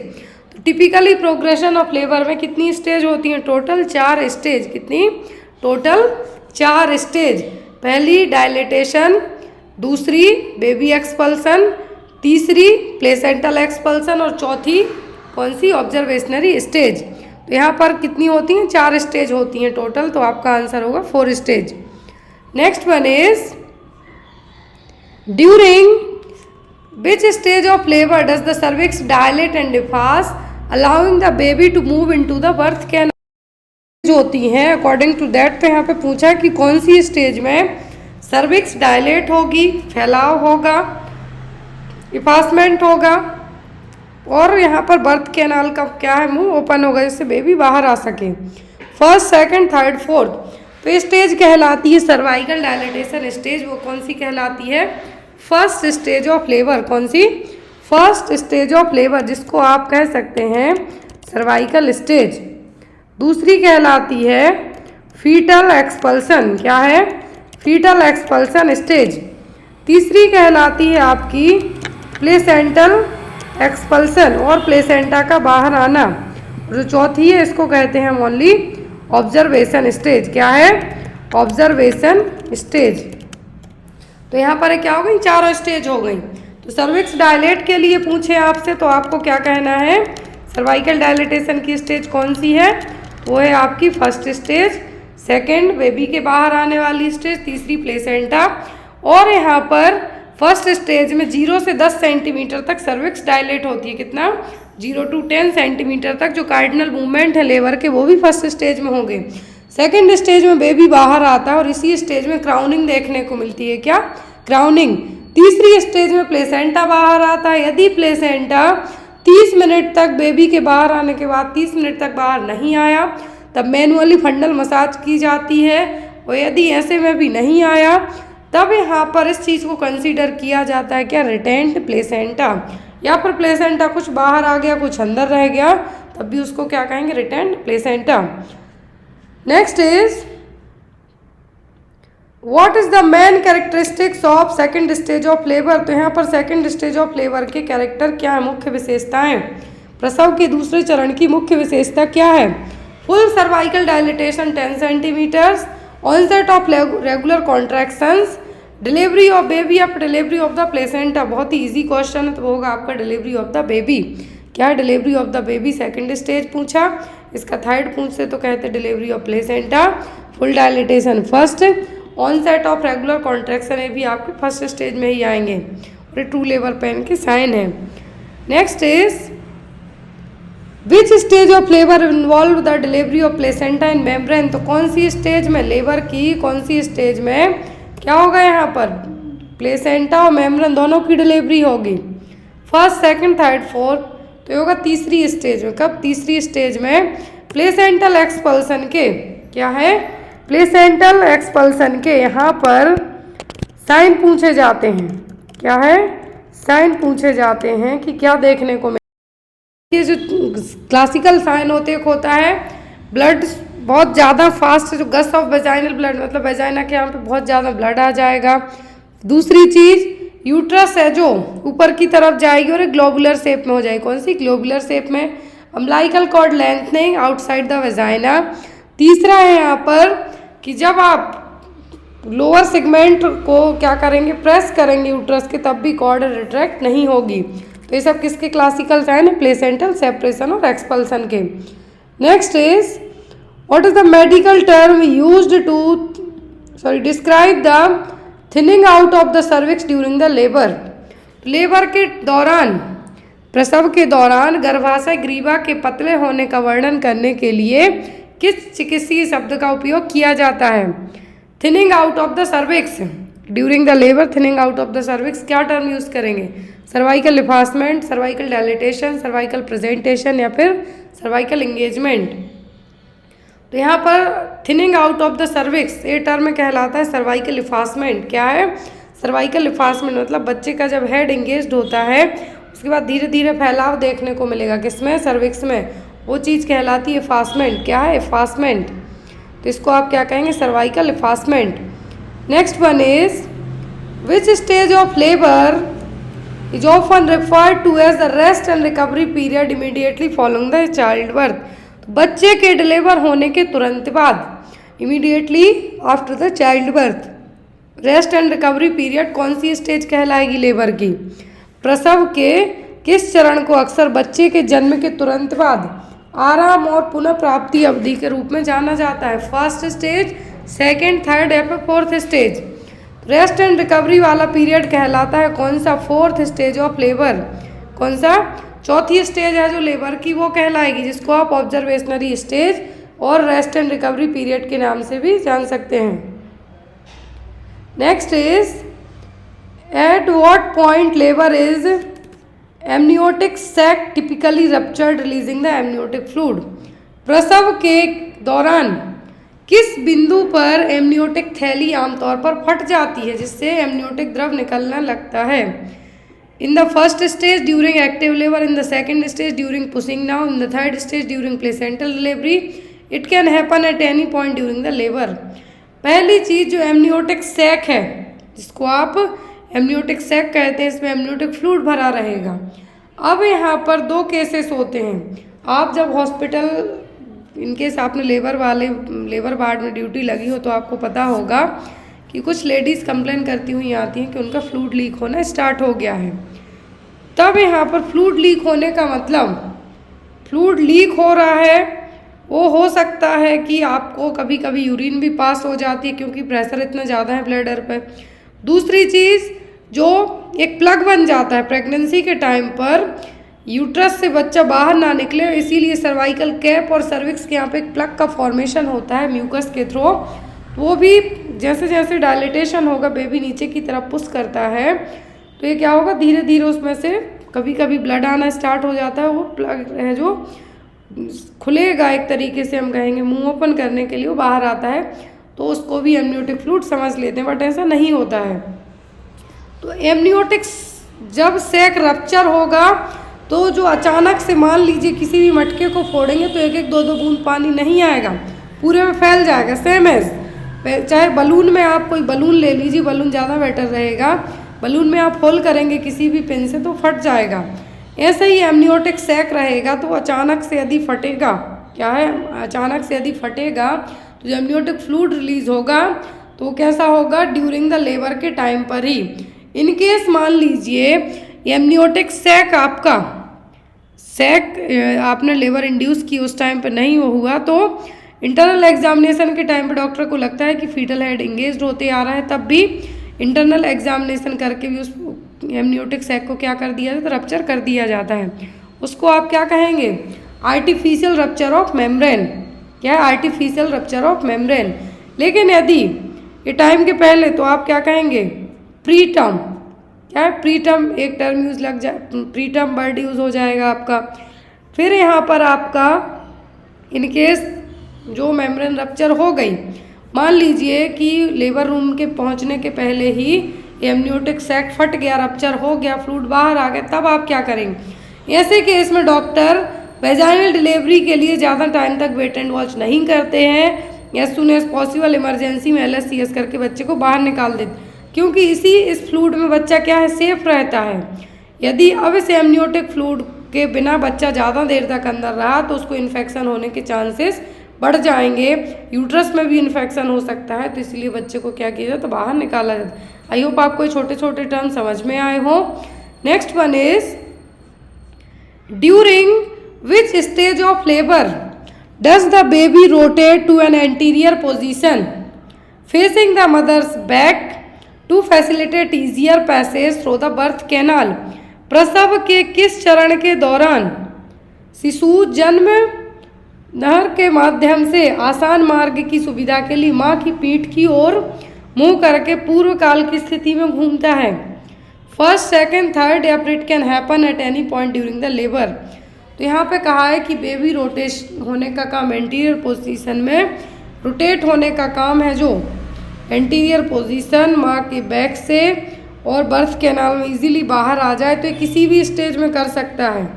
ये चीज़ जनरली होती तो टाइम के पहले ही है, टाइम के पहले मतलब फर्स्ट स्टेज के पहले ही, लेकिन कुछ बहुत सारे केसेस में ये देखने को मिला है कि बच्चा इवन बाहर जो फर्स्ट स्टेज भी हो जाती है, जब बाहर निकाला जाता है उस टाइम पे भी रोटेशन कर जाता है। तो इसीलिए आप यहाँ पे कह सकते हैं it can happen at any point during the labour. Next is, what is the average duration of first stage of labour for the first time mother. तो यदि कोई माँ पहली बार माँ बन रही है, प्रीमी पैरा है, तो उसमें लेबर का जो फर्स्ट स्टेज है कितना टाइम लगेगा, 1 से 2 घंटे, 6 से 8 घंटे, 12 से 14 घंटे, या फिर 18 से 20 घंटे। तो ये ड्यूरेशन प्रीमी पैरा में आप मान सकते हैं 12 to 14 आवर तक, कितना, 12 से 14 घंटे पहली स्टेज। दूसरी स्टेज कंसीडर की जाती है जनरली कितनी, दूसरी स्टेज है जो 15 या 20 मिनट की होती है बच्चे के बाहर आने की। तीसरी मैक्सिमम कंसीडर की जाती है 30 मिनट की, कितना, 30 मिनट की। लेकिन इसमें भी प्लेसेंटा जब नहीं आता है तब आप इसको क्या कहते हैं, रिटेंट प्लेसेंटा। फंडल और मैनुअल मसाज करके प्लेसेंटा को फिर बाहर निकालेंगे। Next is, which stage of labour is marked by strong contraction that help push the baby through the birth canal and and with the babies birth. प्रसव के किस चरण को मजबूत संकुचन द्वारा चिन्हित किया जाता है, जो बच्चे को बर्थ कैनाल के माध्यम से धकेलने में मदद करता है और बच्चे के जन्म के साथ समाप्त होता है। तो कौन सी स्टेज, फर्स्ट, सेकंड, थर्ड या फिर फोर्थ। क्वेश्चन ध्यान से देखें, स्ट्रॉन्ग कॉन्ट्रैक्शन के साथ स्टार्ट होगा, पुश किया जाएगा, लेकिन इसका एंड होगा बर्थ के बाद, बच्चे के जन्म के बाद, तो वो कहलाएगी सेकंड स्टेज। कौन सी? Second stage of labour. First में डायलेटेशन हो जाएगा, लेकिन यदि कंटिन्यूअस कॉन्ट्रैक्शन नहीं आएंगे तो बच्चा नीचे की तरफ पुश डाउन होकर बाहर नहीं आ पाएगा। तो क्या है यहाँ पर? Second stage of labour. Next is placenta praevia is condition where the placenta is located. तो प्लेसेंटा प्रीविया ऐसी कंडीशन है इसमें प्लेसेंटा कहाँ पर होगा? On the anterior uterine wall, on the posterior uterine wall, in the upper segment of uterus, in the lower segment of uterus, partially और completely covering the cervix. तो यहाँ पर कौन सी कंडीशन है जिसमें प्लेसेंटा प्रीविया कंसीडर होगा?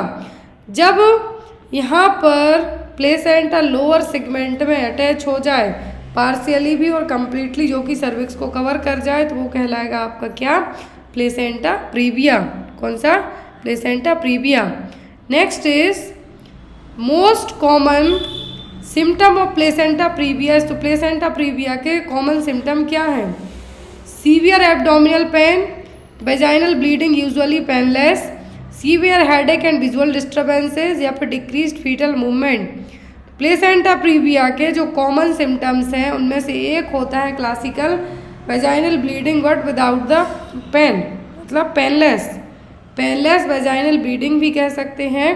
तो होगी यहाँ पर आपकी क्या? वेजाइनल ब्लीडिंग यूजुअली पेनलेस, पता ही नहीं चलेगा, दर्द नहीं हो रहा, ब्लीडिंग हो रही है। और ये होती है कब? मोस्ट ऑफ दी केसेस में प्लेसेंटा प्रीविया देखने को मिलता है। एंटीपार्टम हेमरेज का जो रीज़न होता है वो यही है। Next is placenta praevia is usually diagnose through. तो यहाँ पर प्लेसेंटा प्रीविया को पता कैसे करेंगे कि है या नहीं? Maternal blood pressure monitoring, fetal heart rate monitoring, physical examination and ultrasound, या फिर एमनियोसेंथेसिस। तो कैसे डायग्नोस होगा प्लेसेंटा प्रीविया? तो वो यहाँ पर प्लेसेंटा प्रीविया में माँ के बीपी से पता नहीं चलेगा, फीटल हार्ट रेट थोड़ा बहुत इधर उधर होगी, लेकिन यहाँ पर एमनियोसेंथेसिस आप ऐसे टाइम पे नहीं कर सकते। दैट मीन्स इंटरनल असेसमेंट तो आप कर ही नहीं सकते हैं, और ज़्यादा ब्लीडिंग होगी, इवन कभी कभी बच्चे की डेथ यूट्रस में ही हो सकती है। आप यहाँ पर फिजिकल एग्जामिनेशन और अल्ट्रासाउंड, प्लेसेंटा प्रीविया के केस में कभी भी वेजाइनल एग्जामिनेशन मतलब फिंगर टू फिंगर असेसमेंट या फिर इंटरनल एग्जामिनेशन नहीं किया जाता, अवॉइड करने को कहा जाता है। यहाँ पर आप फिजिकल एग्जामिनेशन और अल्ट्रासाउंड की हेल्प से पता कर सकते हैं। Next is which of the following is a high risk factor for developing placenta previa. Placenta previa होने का हाई रिस्क फैक्टर क्या हो सकता है? ऑप्शन में है maternal age above 30 year, previous caesarean section, adequate prenatal nutrition, high maternal haemoglobin level. तो placenta praevia develop होने के लिए जो चीज़ रिस्पॉन्सिबल हो सकती है वो सकती है प्रीवियस सिजेरियन सेक्शन। क्या है? Previous caesarean section. माँ की एज 35, ये प्लेसेंटा प्रीविया माँ की एज कम भी है तब भी हो सकता है। यहाँ पर प्रीनेटल न्यूट्रिशन लेने से या फिर ना लेने से इसका कोई कनेक्शन नहीं रहेगा। हाई मैटरनल हीमोग्लोबिन से भी नहीं होगा। यहाँ पर जो होगा वो होगा प्रीवियस सिजेरियन सेक्शन से। किससे? यदि प्रीवियसली आपका LSCS किया गया है तो यहाँ पर आपको प्लेसेंटा प्रीविया होने के चांसेस हो सकते हैं। Next is in case of complete placenta praevia the placenta completely covers the. यदि प्लेसेंटा प्रीविया कंप्लीट है तो प्लेसेंटा किसको पूरे तरीके से कवर करेगा? Cervix, uterine fundus, lower uterine segment या एमनियोटिक सैक को। तो यहाँ पर प्लेसेंटा प्रीविया में यदि प्लेसेंटा कवर करेगा पूरे तरीके से तो होगा सर्विक्स। क्या होगा? सर्विक्स। लोअर यूट्राइन सेगमेंट है, सर्विक्स ही कहलाएगा यहाँ पर, क्योंकि जो लोअर पार्ट होता है सर्विक्स यूट्रस का वो क्या कहलाता है यहाँ पर? सर्विक्स। इंटरनल ओस और एक्सटर्नल ओस, तो ये क्या करेगा? पूरे तरीके से सर्विक्स को कवर करेगा। इंटरनल ओस जो कि कहलाएगा। Next one is the management of placenta praevia depends on several factors including. तो यहाँ पर प्लेसेंटा प्रीविया किस फैक्टर्स पर डिपेंड करेगा कि हुआ है तो कैसे मैनेज करें? Fetal gender, maternal occupation, gestational age and amount of bleeding, या फिर मैटरनल हाइट एंड वेट। तो प्लेसेंटा प्रीविया का मैनेज करना किन फैक्टर्स पर डिपेंड करेगा? ये जेस्टेशनल एज कितनी है और अमाउंट ऑफ ब्लीडिंग क्या हो रहा है। जेस्टेशनल एज इस तरीके से कि मान लीजिए 36 वीक की प्रेगनेंसी हो गई है, ब्लीडिंग यदि ज़्यादा होती है तो डिलीवरी कंडक्ट करा दी जाएगी। यदि 28 वीक की प्रेगनेंसी है और ब्लीडिंग होती है, कितनी ब्लीडिंग होती है उस चीज़ पर डिपेंड करेगा। तो यहाँ पर जेस्टेशनल एज मतलब कितने हफ्तों की प्रेगनेंसी है और ब्लीडिंग का अमाउंट क्या है, ड्रॉप में हो रहा है, ज़्यादा हो रहा है, क्या हो रहा है, तो उस पर डिपेंड करेगा। Next is Which of the following is not a recommended intervention during active bleeding in placenta previa? तो यहाँ पर क्या रिकमेंड नहीं किया जाएगा जब एक्टिव ब्लीडिंग हो रही है प्लेसेंटा प्रीविया के केस में। Bed rest in a lateral position, digital cervical examination, intravenous fluid and blood transfusion if needed, या फिर continuous fetal heart rate monitoring. Fetal heart rate monitor की जाएगी, यदि ज़रूरत पड़ती है तो ब्लड ट्रांसफ्यूज किया जाएगा। बेड रेस्ट करने को कहा जाएगा लेटरल पोजीशन में। लेकिन जैसा मैंने शुरुआत में ही कहा, कभी भी वेजाइनल और सर्वाइकल असेसमेंट चेक नहीं किया जाएगा, इंटरनल असेसमेंट नहीं किया जाएगा यदि ब्लीडिंग हो रही है तो। यहाँ पर आपका आंसर क्या होगा, डिजिटल सर्वाइकल एग्जामिनेशन यहाँ पे नहीं किया जाएगा। Next is in severe cases of uterine prolapse when other treatment are not effective, A surgical procedure called may be performed to correct the condition। यदि यूट्राइन प्रोलैप्स का case हुआ है, कोई और ट्रीटमेंट इफेक्टिव नहीं हो रहे हैं, तब एक सर्जरी की जाएगी। तो सर्जरी का नाम क्या है, हिस्टेक्टोमी, मायोमेक्टोमी, DNC या फिर एपिजियोटोमी। तो यूट्राइन प्रोलैप्स में कौन सी सर्जरी की जाएगी यदि दवाइयों के थ्रू और अदर ट्रीटमेंट से ठीक नहीं हो रहा है तो। डायलिटेशन एंड क्यूरेटेज किया जाता है जब या तो अबॉर्शन के रिटेंड बिट्स रह गए हों, या फिर अबॉर्शन करने के लिए, या फिर डायग्नोस करने के लिए कि कुछ यूट्रस में कैंसर की ग्रोथ तो नहीं हो रही है, टिश्यूज निकालने के लिए। एपिजियोटोमी डिलीवरी के टाइम पे सेकंड स्टेज में किया जाता है जब क्राउनिंग होती है, ताकि बच्चे का हेड यदि साइज बड़ी है तो इजीली बाहर ला सकें बिना टीयरिंग के। फिर यहाँ पर बचता है हिस्टेरेक्टोमी। क्या है हिस्टेरेक्टोमी, जिसमें पूरा यूट्रस ही बाहर निकाल दिया जाएगा। जो यूट्रस आपका रहेगा तो इसमें 3-4 टाइप का होता है। Hysterectomy removes the uterus and may also remove the cervix, ovary, tubes, lymph nodes and upper vagina radically. तो यहाँ पर जो हिस्टेरेक्टोमी यदि की जाती है तो इसमें कभी कभी क्या किया जाएगा, पार्शियल यदि की जाएगी तो ओनली यूट्रस बस निकाली जाएगी। क्लियर, पार्शियल किया जाएगा तो यूट्रस बस रिमूव की जाएगी। यहाँ पर आपकी ओवरी बच जाएंगी, फैलोपियन ट्यूब बच जाएंगी। लेकिन यदि कम्प्लीटली किया जाएगा तो यहाँ पर सभी चीज़ें अबव वेजाइना जो कुछ भी है सब कट कर दिया जाएगा।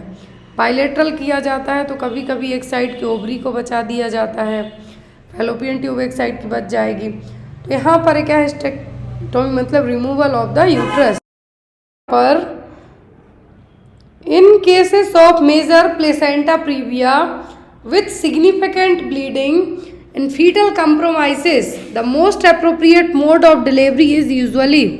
तो यहाँ पर देखिए मेजर प्लेसेंटा प्रीविया है जिसमें ब्लीडिंग हो रही है और फीटल कंप्रोमाइज मतलब फीटल को एक तरीके से हमें कह सकते हैं कि अंदर बाहर निकालना एज एन इमरजेंसी में ज़रूरी है, तब आप मोड ऑफ डिलीवरी कौन सी अपनाएंगे, induction of labour, vaginal delivery, forceps assisted delivery, या फिर इमरजेंसी सिजेरियन सेक्शन। तो इंडक्शन ऑफ लेबर ऐसे केस में आप नहीं अपना सकते। क्यों, ऑलरेडी ब्लीडिंग हो रही है और प्लेसेंटा डाउन साइड है, पूरे तरीके से सर्विक्स को कवर करके रखे है, तो कैसे यहाँ पर न कॉन्ट्रैक्शन प्रॉपर आएंगे, ब्लीडिंग होती रहेगी ना, यहाँ पर डायलिटेशन होगा, बच्चा अंदर ही यूट्रस में डेथ हो जाएगा, मर जाएगा। वेजाइनल डिलीवरी हो सकती है लेकिन यदि पार्शियली होगा, लेकिन यहाँ पर कहा है मेजर प्लेसेंटा प्रीविया मतलब फुल ग्रेड है, तो सर्वाइकल उसको कंप्लीट किए हैं, तो बेबी का जो हेड प्रेशर लगाएगा, यूट्रस में कॉन्ट्रैक्शन आएंगे, वो यहाँ पे पॉसिबल नहीं और आप इतना वेट नहीं कर सकते हैं, ना ही फोर्सेप्स असिस्टेड डिलीवरी करवाई जा पाएगी, क्योंकि यहाँ पर ऑलरेडी प्लेसेंटा डाउन साइड है, पूरा कवर करके रखा है सर्विक्स के मुंह को, तो वो होगी यहाँ पर इमरजेंसी सिजेरियन सेक्शन। क्या है, इमरजेंसी सिजेरियन सेक्शन। इमरजेंसी में LSCS करके बच्चे को एज सून एज पॉसिबल होगा बाहर निकाला जाएगा। Next one is after delivery the placenta is typically examined for sign of. तो डिलीवरी के बाद प्लेसेंटा को किस चीज़ के लिए चेक किया जाएगा? एनीमिया, इन्फेक्शन, मैटरनल हाइपरटेंशन या फिर फीटल डिस्ट्रेस। तो बच्चा यदि बाहर आ गया है तो प्लेसेंटा को किस चीज़ के लिए चेक किया जाएगा? वो होगा इन्फेक्शन। और इस इन्फेक्शन से पता चलेगा यदि मान लीजिए यूट्रस में कुछ इन्फेक्शन तो डेवलप नहीं हो रहा था, तो वो सब चीज़ें आपके प्लेसेंटा को एग्जामिनेशन करके पता चल सकती हैं। Next one is placenta previa can be associated with which of the following complication for the baby. तो प्लेसेंटा प्रीविया के कारण कौन से कॉम्प्लिकेशन हो सकते हैं, वो भी बच्चे के लिए, बेबी के लिए? Premature birth, club foot, congenital heart defect या फिर मैक्रोसोमिया। तो प्लेसेंटा प्रीविया के केस में मैक्रोसोमिया तो नहीं हो पाएगा कि लार्ज हेड साइज हो जाए बच्चे की, बड़ा बच्चा पैदा हो जाए। ये जेस्टेशनल डायबिटीज़ में होगा। प्लेसेंटा प्रीविया में तो टर्म प्रेगनेंसी तक ही पहुंच जाए, वही बहुत बड़ी बात है। तो यहाँ पर प्लेसेंटा प्रीविया में जो सबसे ज़्यादा डेवलप्ड कॉम्प्लिकेशन होगा वो होगा प्रीमेच्योर बर्थ, मतलब कि समय से पहले डिलीवरी का करवाना। क्या है? समय से पहले डिलीवरी का करवाना, ये प्रीमेच्योर बर्थ कहलाएगा। कभी कभी 28-30 वीक तक की प्रेगनेंसी में मान लीजिए प्लेसेंटा प्रीविया हो गया, ब्लीडिंग बहुत ज़्यादा हो रही है, ऐसे केस में भी बच्चे को बाहर निकाल के आईसीयू में, एनआईसीयू में रख दिया जाता है ताकि बच्चा बाहर डेवलप हो जाए। प्लेसेंटा प्रीविया में भी कुछ ऐसा ही होता है कि प्रीमेच्योर बर्थ होने के चांसेस ज़्यादा रहेंगे, स्टिल बर्थ भी हो सकता है कुछ केसेस में। Next is of membrane ruptures. तो जो बैग ऑफ मेम्ब्रेन है वो कब रप्चर होगा? Before full dilatation of cervix, after full dilatation of cervix या फिर आफ्टर हेड इज एंगेज्ड और विथ एक्सेसिव सो। तो बैग ऑफ मेम्ब्रेन कब रप्चर होगा? मैंने आपको स्टार्टिंग में इस तरीके से कि जो एमनियोटिक सैक कब रप्चर होगा वही है कि बैग ऑफ मेम्ब्रेन कब रप्चर होगा? तब सर्विक्स पूरी फुल तरीके से डायलेट होगी। तब कब होगा? जब सर्विक्स फुली डायलेट होगी तब। फुल डायलिटेशन का मतलब है यहाँ पर क्या? 10 सेंटीमीटर सर्वाइकल डायलिटेशन होगा। यहाँ पर क्या है? सर्वाइकल डायलिटेशन होगा, वो यहाँ पर क्या होगा? बैग ऑफ मेम्ब्रेन रप्चर होगा। वो यदि कुछ केसेस में नहीं होता है तब आप उसको कहते हैं आर्टिफिशियल रप्चर ऑफ मेम्ब्रेन। क्या है? ARM। Next one is creating imaginary events to fill up the memory gap is known as. तो मेमोरी गैप में मतलब आप अपना कुछ इमेजिन कर लें अपने से ही, वो क्या कहलाएगा? न्यूलोगिज्म में कन्फेबुलेशन, कंपल्सन या फिर सर्कमस्टेंशियलिटी। तो इमेजिनरी इवेंट्स मतलब मैंने आज अब ये कर लिया, किसी की शादी में नाच गाए, भले ही ना आप गए हों, तो वो सब चीज़ें मेमोरी गैप को फिल करने के लिए करते हैं, वो कहलाता है कन्फेबुलेशन। ये देखिए यहाँ पर कन्फेबुलेशन का मतलब है कि क्या कुछ भी नया अपने दिमाग में बनाना। सर्कमस्टेंशियलिटी का मतलब है कि कुछ इरेलेवेंट और कुछ ऐसे वर्ड बोलना जिनका कुछ मीनिंग ही नहीं है, बोलना और लिखना दोनों। न्यूलोगिज्म में कुछ नए नए बनाना, नए नए word banana. Clean practices under strategies for elimination of neonatal status include all except. तो 5 क्लीन प्रैक्टिस अपनाई जाएंगी न्यूनेटल टिटनेस को एलिमिनेट करने के लिए किसी एक को छोड़कर।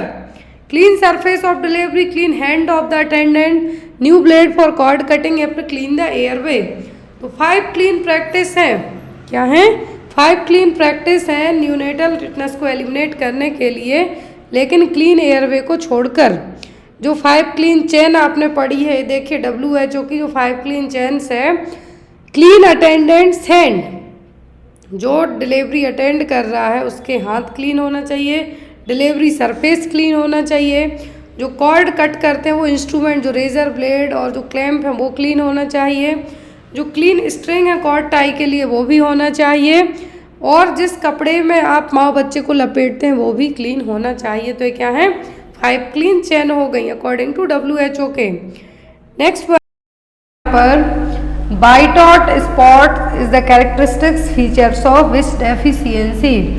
बाइटॉट स्पॉट ये कौन से विटामिन की या फिर मिनरल की कमी के कारण होंगे? कैल्शियम की, विटामिन D की, विटामिन A की या फिर विटामिन C की।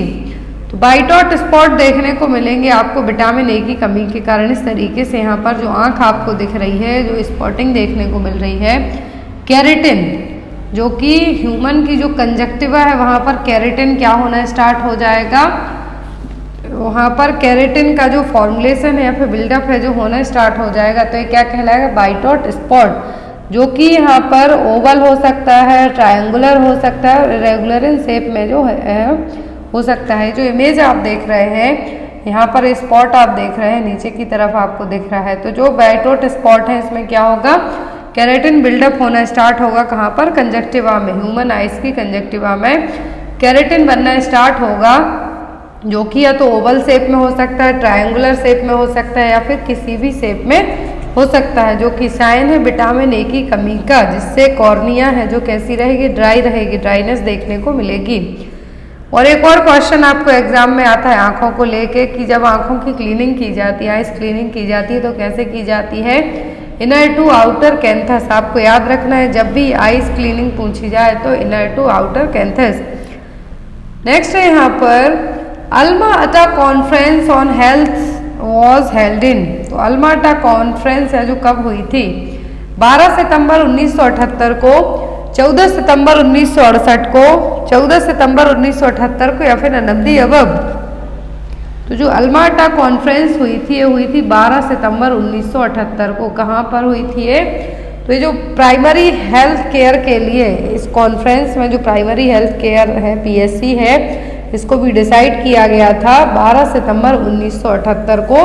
पहले कजाकिस्तान था, सोवियत सोशलिस्ट रिपब्लिक का जो यहाँ पर कंट्री है कजाकिस्तान, वहाँ पर इसकी क्या हुई थी, बैठक हुई थी। फिर इसी में हेल्थ फॉर ऑल है जो इसी बैठक के थ्रू है जो हेल्थ फॉर ऑल 1978 में लिया गया था। नेक्स्ट वन है यहाँ पर which of the following is not a content of drug kit A provided eight sub centre. तो सब सेंटर में किट ए और किट बी प्रोवाइड करवाई जाती हैं। तो कौन सा कंटेंट है जो सब सेंटर में किट ए प्रोवाइड करवाई जाती है, वो उसका नहीं है। Oral rehydration salt, tablet paracetamol और PCM, tablet cotrimoxazole, and last one is the vitamin D. तो किट ए और किट बी दोनों कहाँ पर प्रोवाइड की जाती है, सब सेंटर में। अब सब सेंटर में जो किट होती है किट ए, उसमें जो नहीं होगा वो होगा टैबलेट पैरासीटामोल, क्योंकि जो टैबलेट पैरासीटामोल है सब सेंटर की किट बी में रहेंगी। आपने पढ़ा है कि किट ए किट बी, सब सेंटर में जो किट मिलेंगी, किट ए मिलेगी, किट बी मिलेगी। इनका कंटेंट मैंने आपको बोला था, आपको इनका कंटेंट याद रखना है। तो किट ए में जो सामान नहीं है वो क्या होगा, वो होगा टैबलेट पैरासीटामोल। किट ए में होगा ORS, आयरन फॉलिक एसिड की small and large tablet, vitamin A solution और कॉट्रीमैक्सोल। लेकिन यहाँ पर जो नहीं होगा वो क्या होगा, टैबलेट पैरासीटामोल। नेक्स्ट वन है यहाँ पर which of the following contribute to growth monitoring of under 5 children. तो इनमें से क्या है जो 5 साल से कम एज की बच्चे, अंडर 5 ईयर चिल्ड्रन का मतलब है जिनकी उम्र 5 साल नहीं हुई है, उससे कम एज के बच्चे क्या चीज़ें उनकी हेल्थ पर अफेक्ट करेंगी, ग्रोथ पर कैसे मॉनिटरिंग करेंगे। अपगार स्कोर से, वेट मॉनिटर करके, रोड टू हेल्थ चार्ट से, या फिर हेल्थ एजुकेशन से। तो जिन बच्चों की एज 5 साल से कम है, किनकी, जिनके 5 साल से कम है, यदि at the time of birth की बात करें कि बच्चा हेल्दी डिलीवर हुआ है नहीं, तो वो हम अपगार स्कोर से करेंगे। लेकिन यहाँ पर अंडर 5 ईयर है चिल्ड्रन, तो हम कैसे करेंगे, बच्चे को रोड टू हेल्थ चार्ट, उसमें आपको बच्चे की हाइट और वेट है जो किस तरीके से नॉर्मली ग्रो हो रहा है नहीं, वो चीज़ यहाँ पे आ जाएगी। तो वो क्या होगा, road to health chart. Next one है यहाँ पर weight of the non pregnant uterus is about. तो नॉन प्रेग्नेंट स्टेट में यूट्रस का वजन कितना होता है, प्रेगनेंसी में तो 1000 ग्राम तक चला जाता है, लेकिन जब नॉन प्रेग्नेंट स्टेट होती है तो यूट्रस का वेट कितना होगा, 30 से 40 ग्राम, 60 से 80 ग्राम, 80 से 100 ग्राम, या फिर 1 किलोग्राम। तो नॉर्मल नॉन प्रेगनेंसी में यूट्रस का वजन होता है कितना, नॉर्मली होता है 60 से 80 ग्राम, कितना, 60 to 80 ग्राम। नेक्स्ट वन है यहाँ पर removal of an entire lung is known as. Question exam में आता है कि यदि पूरे लंग्स को ही हमने सर्जरी के थ्रू रिमूव कर दिया, क्या टर्म है जो यूज किया जाएगा, बायोलेबेक्टोमी, न्यूमोनेक्टोमी, लोबेक्टोमी, या फिर प्लूरोटोमी। तो कौन सा टर्म है जो यूज़ किया जाएगा जिसमें पूरे लंग्स को क्या है, पूरे एंटायर लंग्स को ही रिमूव कर दिया जाएगा, तो वो कहलाएगा न्यूमेक्टोमी। क्या होगा? न्यूमोनेक्टोमी। और न्यूमेक्टोमी एक सर्जिकल प्रोसीजर है जिसमें लंग्स के किसी एक लोब को या फिर पूरे लंग को है जो रिमूव कर दिया जाएगा। यदि एक लोब को रिमूव किया जाता है तो वो होगा लोबेक्टोमी, लेकिन यदि लंग के ज़्यादा पार्ट को, सेगमेंट को रिमूव करेंगे तो होगा सेगमेनेक्टोमी। लेकिन पूरे एंटायर लंग की बात हो रही है तो क्या कहलाएगा? न्यूमेनेक्टोमी। नेक्स्ट वन है यहाँ पर the neonate is clean in the diversion of. तो न्यूनेटल बेबी हुआ है, after the delivery newborn baby को हम क्लीन करते हैं, ड्राई करते हैं। तो बेबी की जब हम क्लीनिंग करते हैं किस वे में करेंगे? Side by side, back to front, cephalocaudal या फिर नन ऑफ द अबव। जब हम बेबी की जो क्लीनिंग करते हैं तो किस मैनर में करेंगे? बच्चे को पहले साइड से पोंछेंगे, क्लीन करेंगे, बैक से पहले पीछे क्लीन करेंगे, फिर आगे, या फिर हेड टू टोय। सेफेलो का मतलब हेड टू टोय। तो जो यहाँ पर हम क्लीनिंग करेंगे वो होगी हेड टू टोय। कौन सी? हेड टू टोय क्लीनिंग और सेफेलोकॉर्डल क्लीनिंग है जो करेंगे। नेक्स्ट वन है यहाँ पर फर्टिलाइजेशन टेक्स प्लेस एट। तो फर्टिलाइजेशन कहाँ पर होता है? इंटरस्टिशियल स्पेस में, इनफंडिबुलम में, एम्पुला में या फिर नन ऑफ दीज में। तो फर्टिलाइजेशन कहाँ पर होता है? फैलोपियन ट्यूब के एम्पुला पार्ट में। कहाँ पर? फैलोपियन ट्यूब के एम्पुला पर। After the measurement of oral temperature the thermometer must be clean from. तो यदि आपने ओरल टेम्परेचर चेक किया थर्मामीटर से, तो ओरल टेम्परेचर चेक करने के बाद आप थर्मामीटर को किस तरीके से क्लीन करेंगे? फ्रंट से, फ्रंट टू बैक से, from stem to bulb of thermometer या फिर नन ऑफ द अबव। यदि आपने थर्मामीटर ओरल टेम्परेचर चेक किया है तो आप किस तरीके से क्लीन करेंगे? From stem to bulb. कहाँ से? स्टीम से बल्ब की तरफ। यहाँ पर जो आपको एक इमेज दिख रही है एग्जाम में आई थी इसलिए यहाँ पे ऐड की हुई है। लेकिन यदि आपको पूछा जाता है कि ओरल में बात हो रही है तो किस तरीके से क्लीन करना है? Stem to bulb. टेम्परेचर लेने के बाद थर्मामीटर कहते हैं तो आपको किस तरीके से क्लीन करना है? Stem to bulb side. कहाँ से? Stem to bulb side. और एक और इमेज दिख रही है नॉर्सेट 2022 में आई थी। तो ये यहाँ पर कौन सा थर्मामीटर है? ये भी एक थर्मामीटर का टाइप है। ये है वन टाइम यूज करने वाला थर्मामीटर, देन आफ्टर आपको इसके लिए थ्रो कर देना है। नेक्स्ट है यहाँ पर Indian mental health act has been passed in the year. तो इंडियन मेंटल हेल्थ एक्ट है जो कब पास हुआ था? एक क्वेश्चन भी एग्जाम में आता है। तो इंडियन मेंटल हेल्थ एक्ट पास हुआ था 1987 में। कब? 1987 में, 1987 में। नेक्स्ट है यहाँ पर what is the normal position of uterus. तो यूट्रस की नॉर्मल पोजीशन क्या है? एंटीबाइटेड, एंटीफ्लेक्स्ड, बोथ एंटीबाइटेड, एंटीफ्लेक्स्ड। तो यहाँ पर जो आपके लिए क्वेश्चन लाए गए हैं आपके नॉर्सेट के अलावा जो लोग CHO का एग्जाम भी दे रहे हैं उनके लिए भी हेल्पफुल रहने वाले हैं। तो यहाँ पर जो नॉर्मल पोजीशन होती है यूट्रस की वो होती है एंटीबाइटेड, एंटीफ्लेक्स्ड। कैसी होगी? एंटीबाइटेड, एंटीफ्लेक्स्ड। नेक्स्ट है यहाँ पर क्वेश्चन आपका most important question, which of the following haemoglobin value denotes anaemia in a pregnant women. तो कौन सी वैल्यू रिप्रेजेंट करेगी कि प्रेगनेंसी में जो लेडी है, प्रेग्नेंट वुमेन है, उसको क्या हो गया? एनीमिया हो गया। एनीमिया का मतलब यहाँ पर हिंदी में कहें तो खून की कमी हो गई है उसके लिए। तो कौन सा टर्म है जो यहाँ कितनी वैल्यू है ये चीज़ रिप्रेजेंट करेगी? हीमोग्लोबिन 11%, HB 12%, HB 9% या फिर HB 13%। तो प्रेगनेंसी में हीमोग्लोबिन का जो लेवल है जब 9% से भी कम हो जाए तब लेडी किस में कंसीडर की जाएगी? एनीमिया में। किसमें? एनीमिया में। नॉर्मल वैल्यू होती है 12 ग्राम पर DL। लेकिन अकॉर्डिंग टू WHO के नॉर्मली आप यदि बात करते हैं तो यदि बिलो 11 जा रहे हैं तब आपको क्या कहा जाएगा? एनीमिया। लेकिन प्रेगनेंसी में जब यही हीमोग्लोबिन लेवल 9 to 10.9 ग्राम पर DL चला जाता है, मीन्स बिलो 9 जाता है, तो ये क्या है आपका? ये हो जाएगा एनीमिया।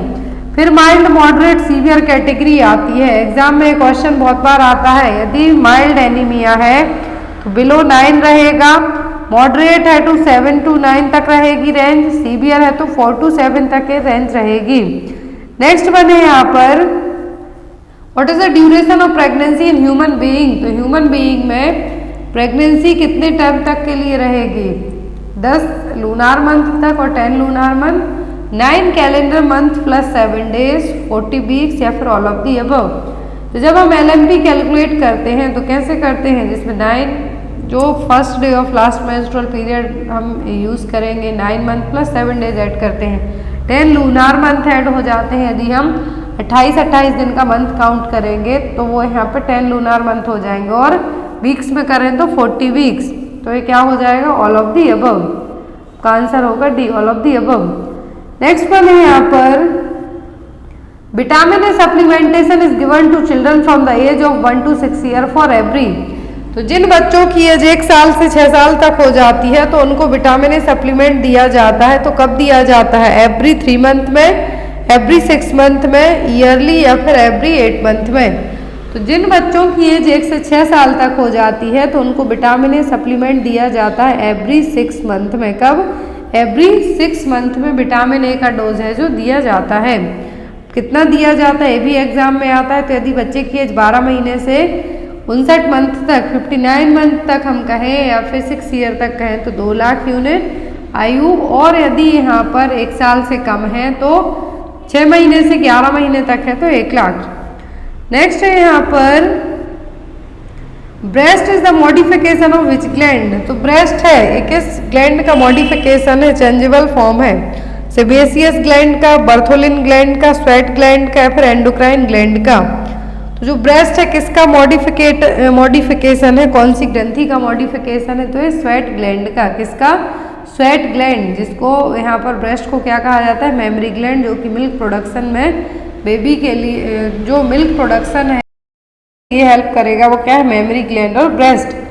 नेक्स्ट वन है यहाँ पर कॉन्ट्रैक्शन स्ट्रेस टेस्ट। इसकी इमेज आपको एग्जाम में आती है। तो कॉन्ट्रैक्शन स्ट्रेस टेस्ट के लिए क्या कहा जाता है, oxytocin challenge test, stress test, both A and B या फिर none of the above.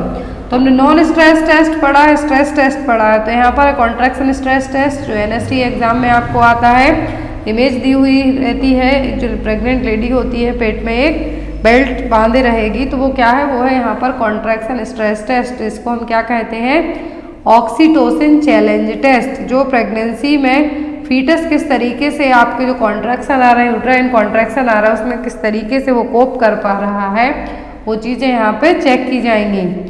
Next है यहाँ पर the process of development of a matured ovum is called. तो मैच्योर ओवम, जो मैच्योर एग है, उसका पूरी प्रोसेस होना डेवलपमेंट की क्या कहलाएगा, ओव्यूलेशन, ऊफोरिया, ऊजेनेसिस या फिर ऊसाइड। तो क्या टर्म है जो यूज किया जाएगा, जो टर्म यूज होगा वो क्या कहलाएगा, ओव्यूलेशन। नेक्स्ट वन है यहाँ पर which of the following stage of labour is called the observational stage. देखिए लेबर की 4 स्टेज होती है, first, second, third, fourth. First stage कहलाती है cervical dilatation stage, second stage कहलाती है बेबी की एक्सपल्सन स्टेज, थर्ड स्टेज होती है placental expulsion stage, third stage में प्लेसेंटा बाहर आएगा, फोर्थ स्टेज होती है ऑब्जर्वेशनरी स्टेज। तो यहाँ पर आपका जो क्वेश्चन है कि ऑब्जर्वेशनरी स्टेज कौन सी है, तो वो fourth stage of labour. Next है यहाँ पर परपीरियम स्टार्ट्स विथ। तो परपीरियम पीरियड कब स्टार्ट होता है, एक्सपल्सन ऑफ द फीटस से, एक्सपल्सन ऑफ द प्लेसेंटा से, इनिशिएशन ऑफ ब्रेस्ट फीडिंग से या फिर ऑनसेट ऑफ लेबर से।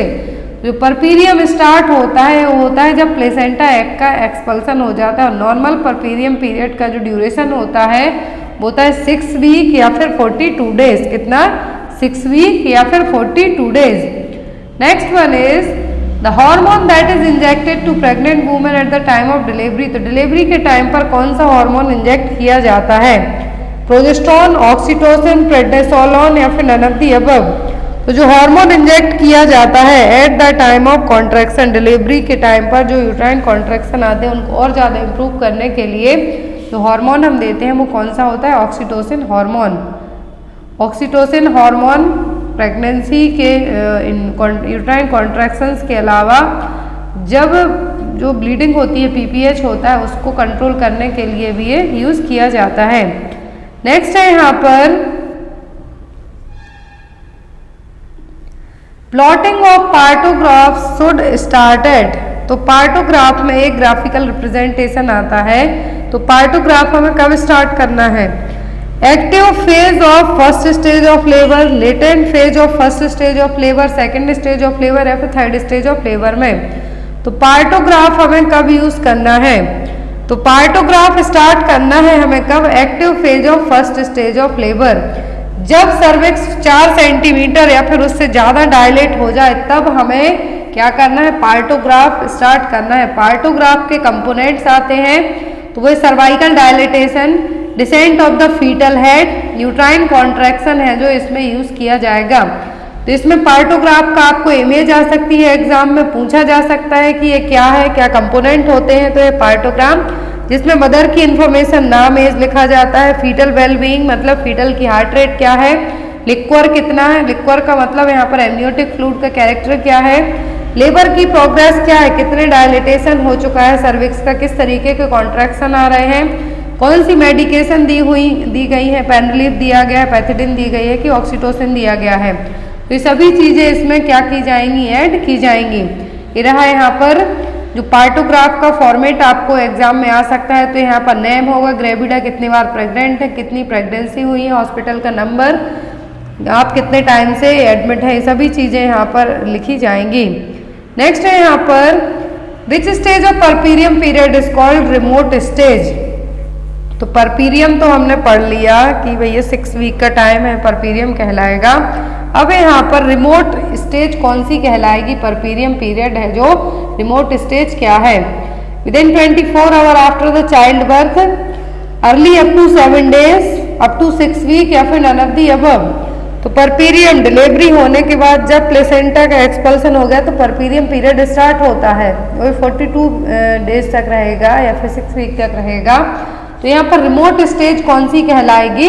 अप टू 6 वीक तक की स्टेज क्या कहलाएगी? रिमोट स्टेज, जिसमें पूरा जो 6 वीक का पोस्टपार्टम पीरियड है, परपीरियम पीरियड है, इसमें जो नॉन प्रेग्नेंट स्टेज में आपके जेनाइटल ऑर्गन है नॉन प्रेग्नेंट स्टेज में रिवर्ट होंगे।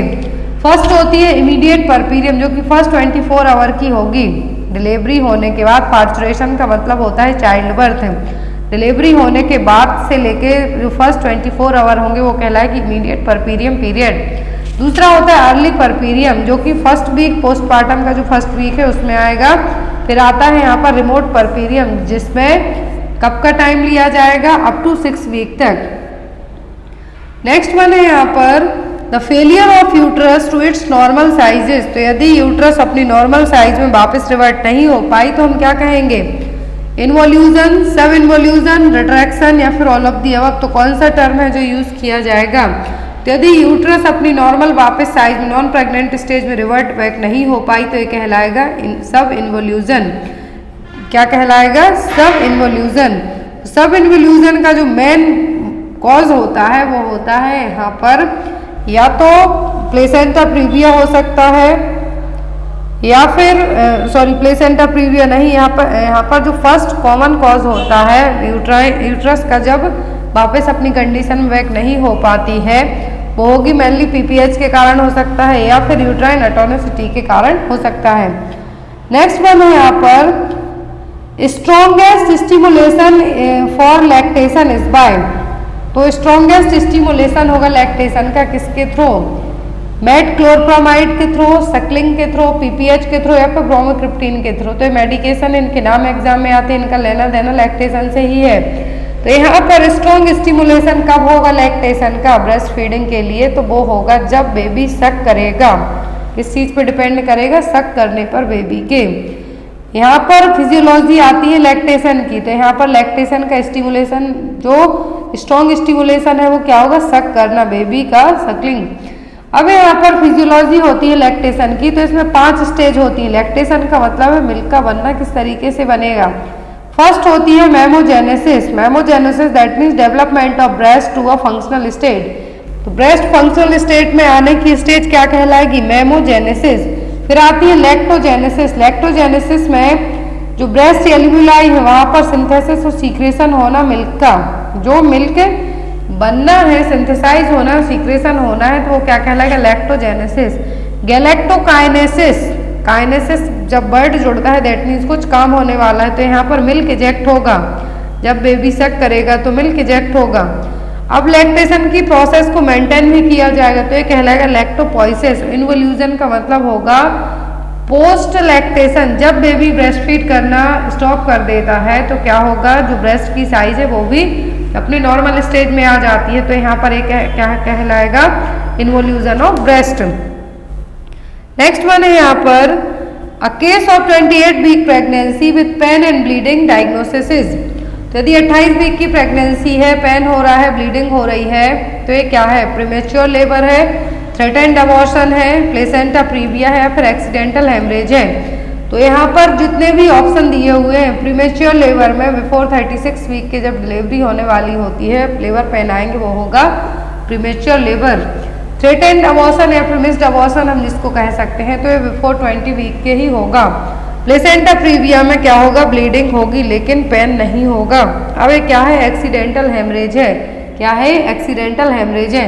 प्लेसेंटा प्रीविया में ब्राइट रेड वेजाइनल ब्लीडिंग होगी लेकिन विदाउट पेन के, इसमें किसी भी तरीके का पेन नहीं होगा और सेकंड हाफ ऑफ प्रेगनेंसी में होने के चांसेस ज़्यादा रहेंगे। नेक्स्ट वन है यहाँ पर after delivery the dose of tablet calcium carbonate with vitamin D3 is.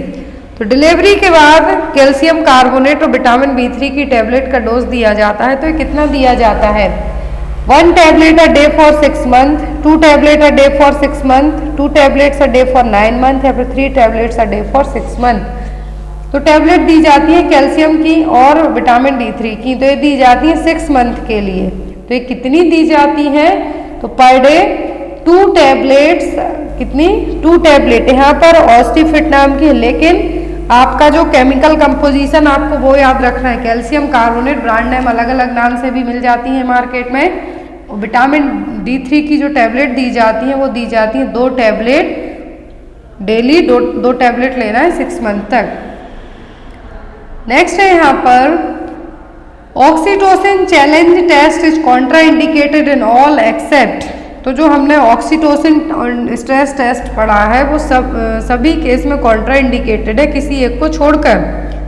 Previous to caesarean section, यदि आपके 2 बार पहले सिजेरियन सेक्शन हो चुका है, LSCS के थ्रू डिलीवरी हुई है, तब oxytocin challenge test contraindicate रहेगा। History of preterm labour, preterm labour की हिस्ट्री रही है तब भी oxytocin challenge test contraindicate होगा। फिर आता है breech presentation and placenta previa. तो ये सभी केस में कॉन्ट्रा इंडिकेट है, मतलब ऐसे केस में हमें ऑक्सीटोसिन चैलेंज टेस्ट नहीं करना है, लेकिन जिसमें कर सकते हैं तो वो है ब्रीच प्रेजेंटेशन। कौन सा है? Breech presentation. और जब भी जो यहाँ पर ऑक्सीटोसिन चैलेंज टेस्ट, जब भी प्रीमेच्योर बर्थ के कोई भी साइन दिख रहे हो आपको, प्लेसेंटा प्रीविया हो, वासा प्रीविया हो या फिर सर्वाइकल इनकॉम्पिटेंस देखने को मिल रही है जिसके लिए इंसर्कुलेट करने की जरूरत पड़ती है, या फिर मल्टीपल जेस्टेशन, आप बार बार प्रेग्नेंट हुए हो, डिलीवरी होती हो आपकी, या फिर आपका पहले सिजेरियन सेक्शन हुआ हो, 2 बार से ज़्यादा हो चुका हो, तब हमें क्या करना है? ऑक्सीटोसिन चैलेंज टेस्ट नहीं करना है। बाकी यदि ब्रीच प्रेजेंटेशन है तो हम कर सकते हैं। तो यहाँ पर आपका आंसर होगा ब्रीच प्रेजेंटेशन। नेक्स्ट वन है यहाँ पर which of the following will not be identified at high risk. तो यहाँ पर इनमें से कौन सी प्रेगनेंसी है जो हाई रिस्क प्रेगनेंसी में नहीं आएगी? ऑप्शन है G2P1A0L1 38 weeks with previous LSCS। तो ये तो हाई रिस्क प्रेगनेंसी में होगी क्योंकि 38 वीक की जो प्रेगनेंसी है और पहले LSCS हो चुका है। फिर आता है G1P0A0L0, लेकिन माँ को प्री एक्लेम्सिया है, तो ये भी हाई रिस्क प्रेगनेंसी में है। फिर आता है G1P0A0L0, ऑब्स्टेट्रिकल स्कोरिंग है, तो यहाँ पर 38 वीक की प्रेगनेंसी है, हाइट 156 सेंटीमीटर है, तो यहाँ पर ये हाई रिस्क प्रेगनेंसी में नहीं आएगी क्योंकि हाइट अच्छी है, फर्स्ट टाइम ग्रेविड हैं आप, और यहाँ पर ना तो कोई आपको हाई रिस्क प्रेगनेंसी वाली कंडीशंस है। तो यहाँ पर आपका आंसर होगा option number C. High risk pregnancy में आती है कि यदि मैटरनल एज, माँ की एज 16 साल से कम हो या फिर 35 साल से ज़्यादा हो तब ये हाई रिस्क में आएंगी। या तो कोई क्रॉनिक डिसीज़ हो, डायबिटिक हो सकती है, कार्डियोवैस्कुलर हो सकती है, हाइपरटेंशन हो सकता है, थायराइड हो सकता है, तो ये आ जाएंगे हाई रिस्क में। प्री एक्लेम्सिया जो कि प्रेगनेंसी इंड्यूस्ड हाइपरटेंशन जिसको हम कहेंगे वो आ सकता है। RH आइसोइम्यूनाइजेशन आ सकता है। स्टिल बर्थ का मतलब है हिस्ट्री रही हो पहले कि बार बार आपका यूट्रस में ही जो गर्भ है उसी में आपके बच्चे की डेथ हो गई हो तो वो भी आएंगी। IUGR जो इंट्रायूट्राइन ग्रोथ रिस्ट्रिक्टेड बेबी है वो, या तो आपकी पहले 42 वीक के बाद डिलीवरी हुई हो, सभी किस में आएंगे, ये आएंगे आपके हाई रिस्क प्रेगनेंसी में। नेक्स्ट है यहाँ पर new non hormonal contraceptive pill available in government institution. तो अभी रिसेंट में जो नई नॉन हार्मोनल है लेकिन गवर्नमेंट इंस्टीट्यूट में अवेलेबल करवाई जाने वाली कॉन्ट्रासेप्टिव पिल है तो वो कौन सी है? छाया, मालाडी, मालायन या फिर अंतरा। तो यहाँ पर जो अभी रिसेंट में नॉन हार्मोनल है तो वो है यहाँ पर छाया। कौन सी है? छाया। छाया क्या है? नॉन हार्मोनल, जिसको हम सेंट्रोक्रोमेन टैबलेट के नाम से भी जानते हैं, पिल है एक। और जो दूसरी है अंतरा, एग्जाम में ये भी आती है, DMPA और अंतरा। अंतरा और DMPA सेम ही नाम है। एवरी 3 मंथ में इंजेक्टेबल कॉन्ट्रासेप्टिव है जिसमें डेपो-प्रोवेरा मेथॉक्सीप्रोजेस्टेरोन हार्मोन है जो रहेगा हर 3 महीने में इंट्रामस्कुलर रूट से अपर आर्म और बटक्स में इसको लगवाना है। नेक्स्ट है यहाँ पर what is the number of feeding tube use to feed newborn. तो न्यूबॉर्न बेबी में कितने नंबर की फीडिंग ट्यूब यूज की जाएगी? फ्रेंच में जो डायमीटर होता है वो फ्रेंच में होता है 6, 8, 9 या फिर 10। तो न्यूबॉर्न बेबी में जो फीडिंग ट्यूब होगी वो कितने नंबर की यूज की जाएगी? 6 नंबर की। नेक्स्ट है यहाँ पर in how many days umbilical cord falls in normal full term healthy newborn. तो यदि हेल्दी न्यूबॉर्न है, क्या है?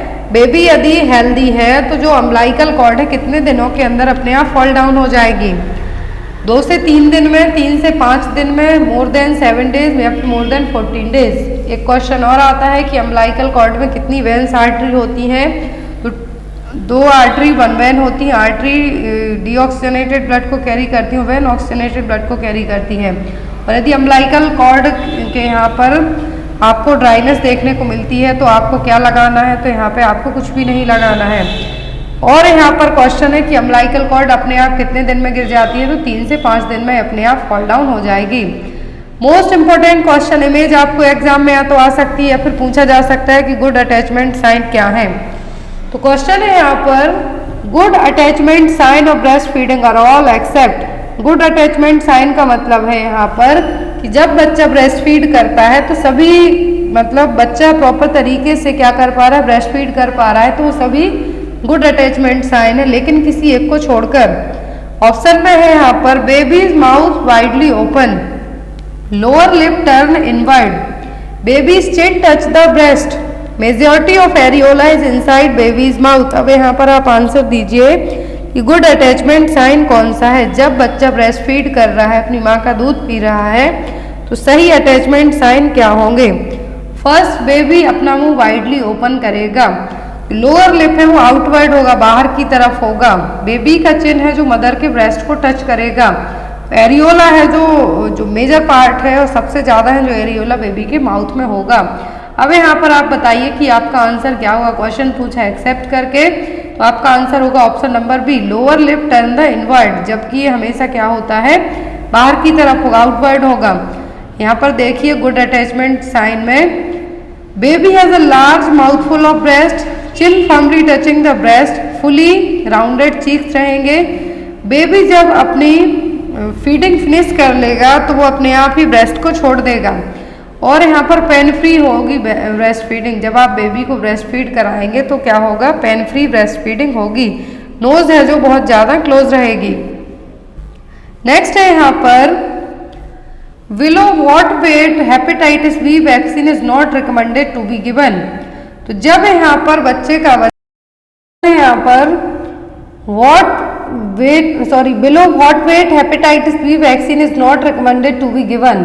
तो यहाँ पर कितना वजन है? यदि कितने वेट से कम है बच्चे का वजन तब हम उसको हेपेटाइटिस बी वैक्सीन नहीं देंगे। तो at the time of birth vaccine दी जाती हैं hepatitis B vaccine, BCG vaccine and oral polio vaccine. अब यहाँ पर बात की जा रही है कि हेपेटाइटिस बी वैक्सीन हम कितने वजन के बच्चे को नहीं दे सकते हैं।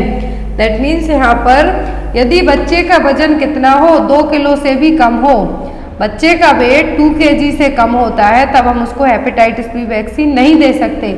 हम उस टाइम तक वेट करेंगे कि बच्चे का वजन है जो कितना हो जाए, 2 किलो क्रॉस कर जाए, 2 kg क्रॉस हो जाए, तब हम उसको हेपेटाइटिस बी इंट्रामस्कुलर रूट से है जो दे सकते हैं। लेकिन जब तक हमें हेपेटाइटिस बी वैक्सीन नहीं देना है, जब तक कि बच्चे का वजन कितना हो जाए, 2 किलो से ज़्यादा ना हो जाए। 2 किलो से कम के बच्चे को, जब बच्चे का वेट 2 kg से कम होगा, हम उसको हेपेटाइटिस बी वैक्सीन नहीं दे सकते।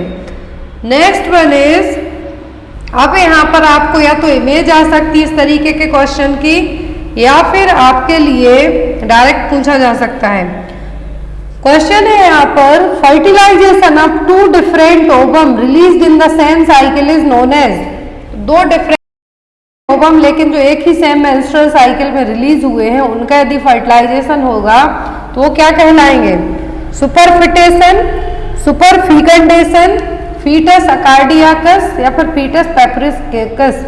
तो क्या टर्मिनोलॉजी यूज की जाएगी यदि एक सेम साइकिल में 2 डिफरेंट ओवम रिलीज हुए हैं और उनका फर्टिलाइजेशन हो जाता है, तो वो क्या कहलाएंगे? वो कहलाएंगे सुपरफिकेंडेशन। क्या कहलाएंगे? सुपरफिकेंडेशन। सुपरफिटेशन, दोनों टर्म अलग अलग है। सुपरफिकेंडेशन का मतलब कि एक सेम साइकिल में जो 2 ओवम रिलीज हुए फर्टिलाइज हो गए, तो वो सुपरफिकेंडेशन। सुपरफिटेशन का मतलब है fertilization of 2 ovum in different cycle.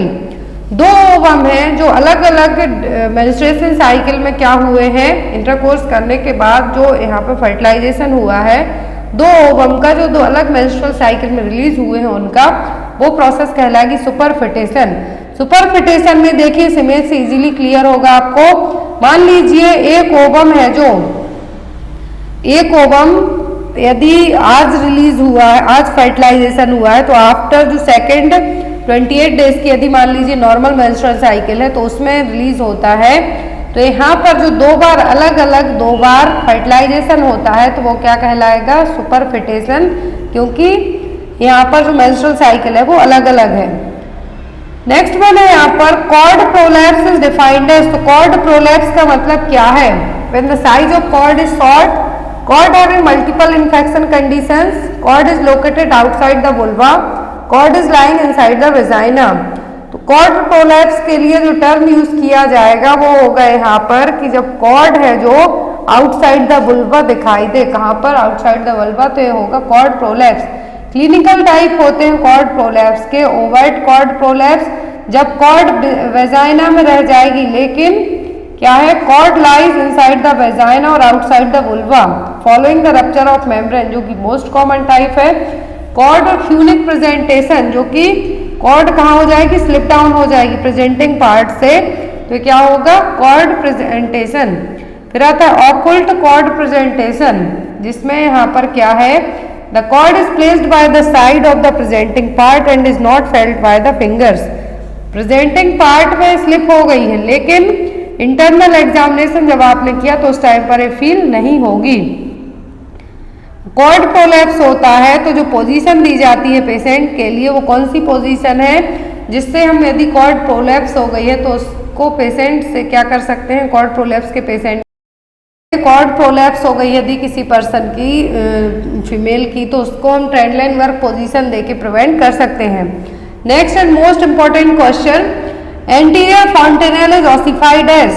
तो एंटीरियर फॉन्टेनेल है, किस एज में ऑसिफिकेशन होगा? मतलब यहाँ पर क्या हो जाएंगे? एक तरीके से हम कहें तो मर्ज हो जाएंगे, ऑसिफिकेशन हो जाएगा। ऑप्शन में 1 month after the birth, 2 month after the birth, 6 month after the birth, 18 month after the birth या फिर 25 मंथ आफ्टर द बर्थ। तो यहाँ पर जो फॉन्टेनेल है, क्या है? फॉन्टेनेल, इनका ऑसिफिकेशन होगा। तो यदि इनिशियली सबसे पहले जो ऑसिफिकेशन होता है वो होता है पोस्टीरियर फॉन्टेनेल का। किसका? पोस्टीरियर फॉन्टेनेल का। और बाद में होता है एंटीरियर का। एंटीरियर का होता है 18 month after the age. 18 month after the age में क्या होगा? यहाँ पर एंटीरियर फॉन्टेनेल है क्लोज होंगे। एंटीरियर फॉन्टेनेल का नाम है ब्रैगमा जो कि लार्ज रहेंगे। पोस्टीरियर फॉन्टेनेल का दूसरा नाम है लैम्डा जो कि स्मॉल शेप में रहेंगे।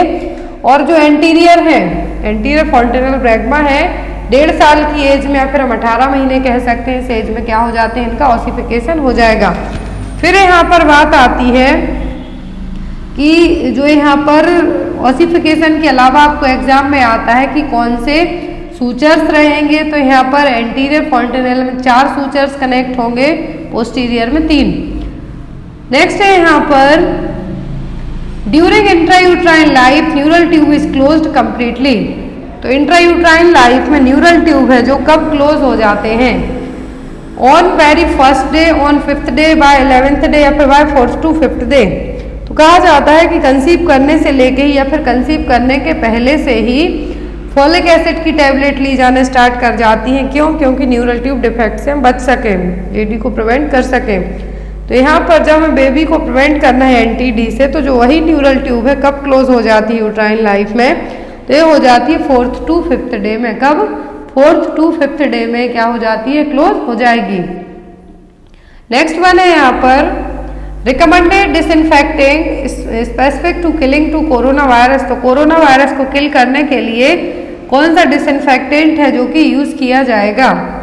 ऑप्शन में कार्बोलिक एसिड, लाइजोल, फिनॉइल या फिर सोडियम हाइपोक्लोराइड। तो जो मोस्टली डिसइंफेक्टेंट है वो है HIV के जो लिनन हो जाए या फिर एड्स पेशेंट के कपड़े हो जाए या फिर कोरोना वायरस वाले, तो क्या होगा, sodium hypochloride.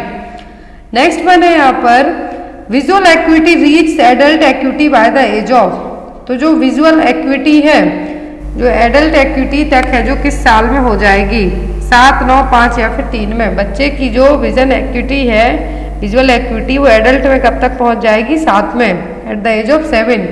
Normal visual acuity होती है यहाँ पर 20। यहाँ पर स्नेलन चार्ट से विजुअल एक्यूटी को चेक किया जाता है।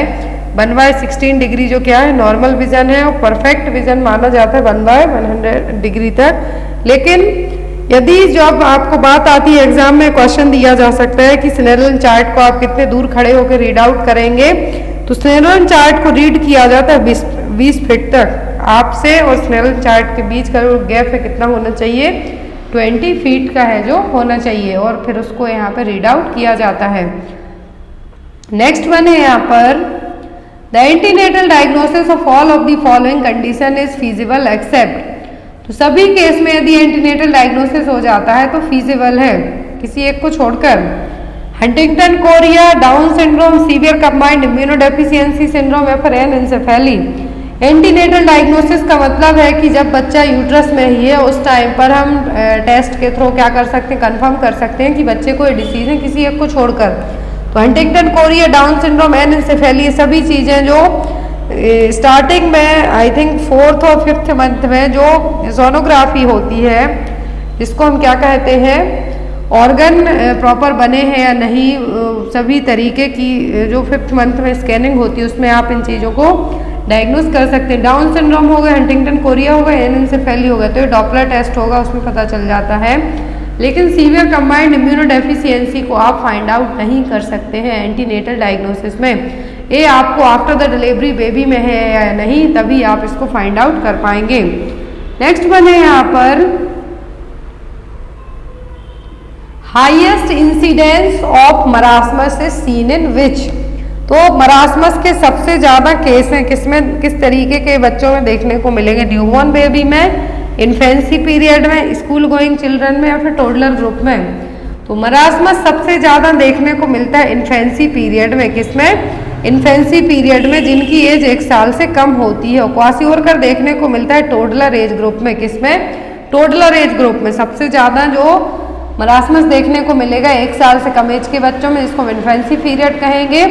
क्वासिओरकर देखने को मिलेगा जिन बच्चों की एज 1 से 3 साल तक हो। नेक्स्ट है यहाँ पर neonatal mortality rate is calculated by estimating the number newborn death with in how many days. Neonatal mortality rate में जो न्यूबॉर्न बेबी की डेथ कंसीडर की जाती है तो कितने दिनों तक की जाती है, 24 आवर की, 28 दिन की, 1 वीक की या फिर 1 ईयर की। तो जो न्यूनेटल मॉर्टेलिटी में कंसीडर किया जाता है कि बच्चे की एज कितने दिन तक की हो गई हो, 28 दिन की। कितनी? 28 डेज तक हो गई हो तब न्यूनेटल मॉर्टेलिटी है जो यहाँ पे कैलकुलेट की जाएगी। और इन्फेंट मॉर्टेलिटी पूछा जाता है तो 1 ईयर, कितना 1 ईयर ऑफ एज पर 1000 live birth in the same year. सबसे ज़्यादा इन्फेंट मॉर्टेलिटी रेट है एट प्रेजेंट इंडिया में मध्य प्रदेश की। कहाँ की? मध्य प्रदेश की। नेक्स्ट वन है यहाँ पर, इसका आंसर आप लोग कमेंट बॉक्स में देना, जो नेक्स्ट क्लास होगी उसमें इसका आंसर आपको बताया जाएगा। क्वेश्चन है यहाँ पर, which among the following is not a common symptom of tuberculosis. तो टीबी का कौन सा सिम्टम नहीं है? कफ फॉर 3 वीक्स और more, fever specially at night, weight gain या फिर लॉस ऑफ एपेटाइट। कौन सा साइन है जो टीबी का नहीं है? तो आई होप आपको आज की क्लास अच्छी लगी हो तो लाइक करके अपने फ्रेंड्स में जरूर शेयर करना।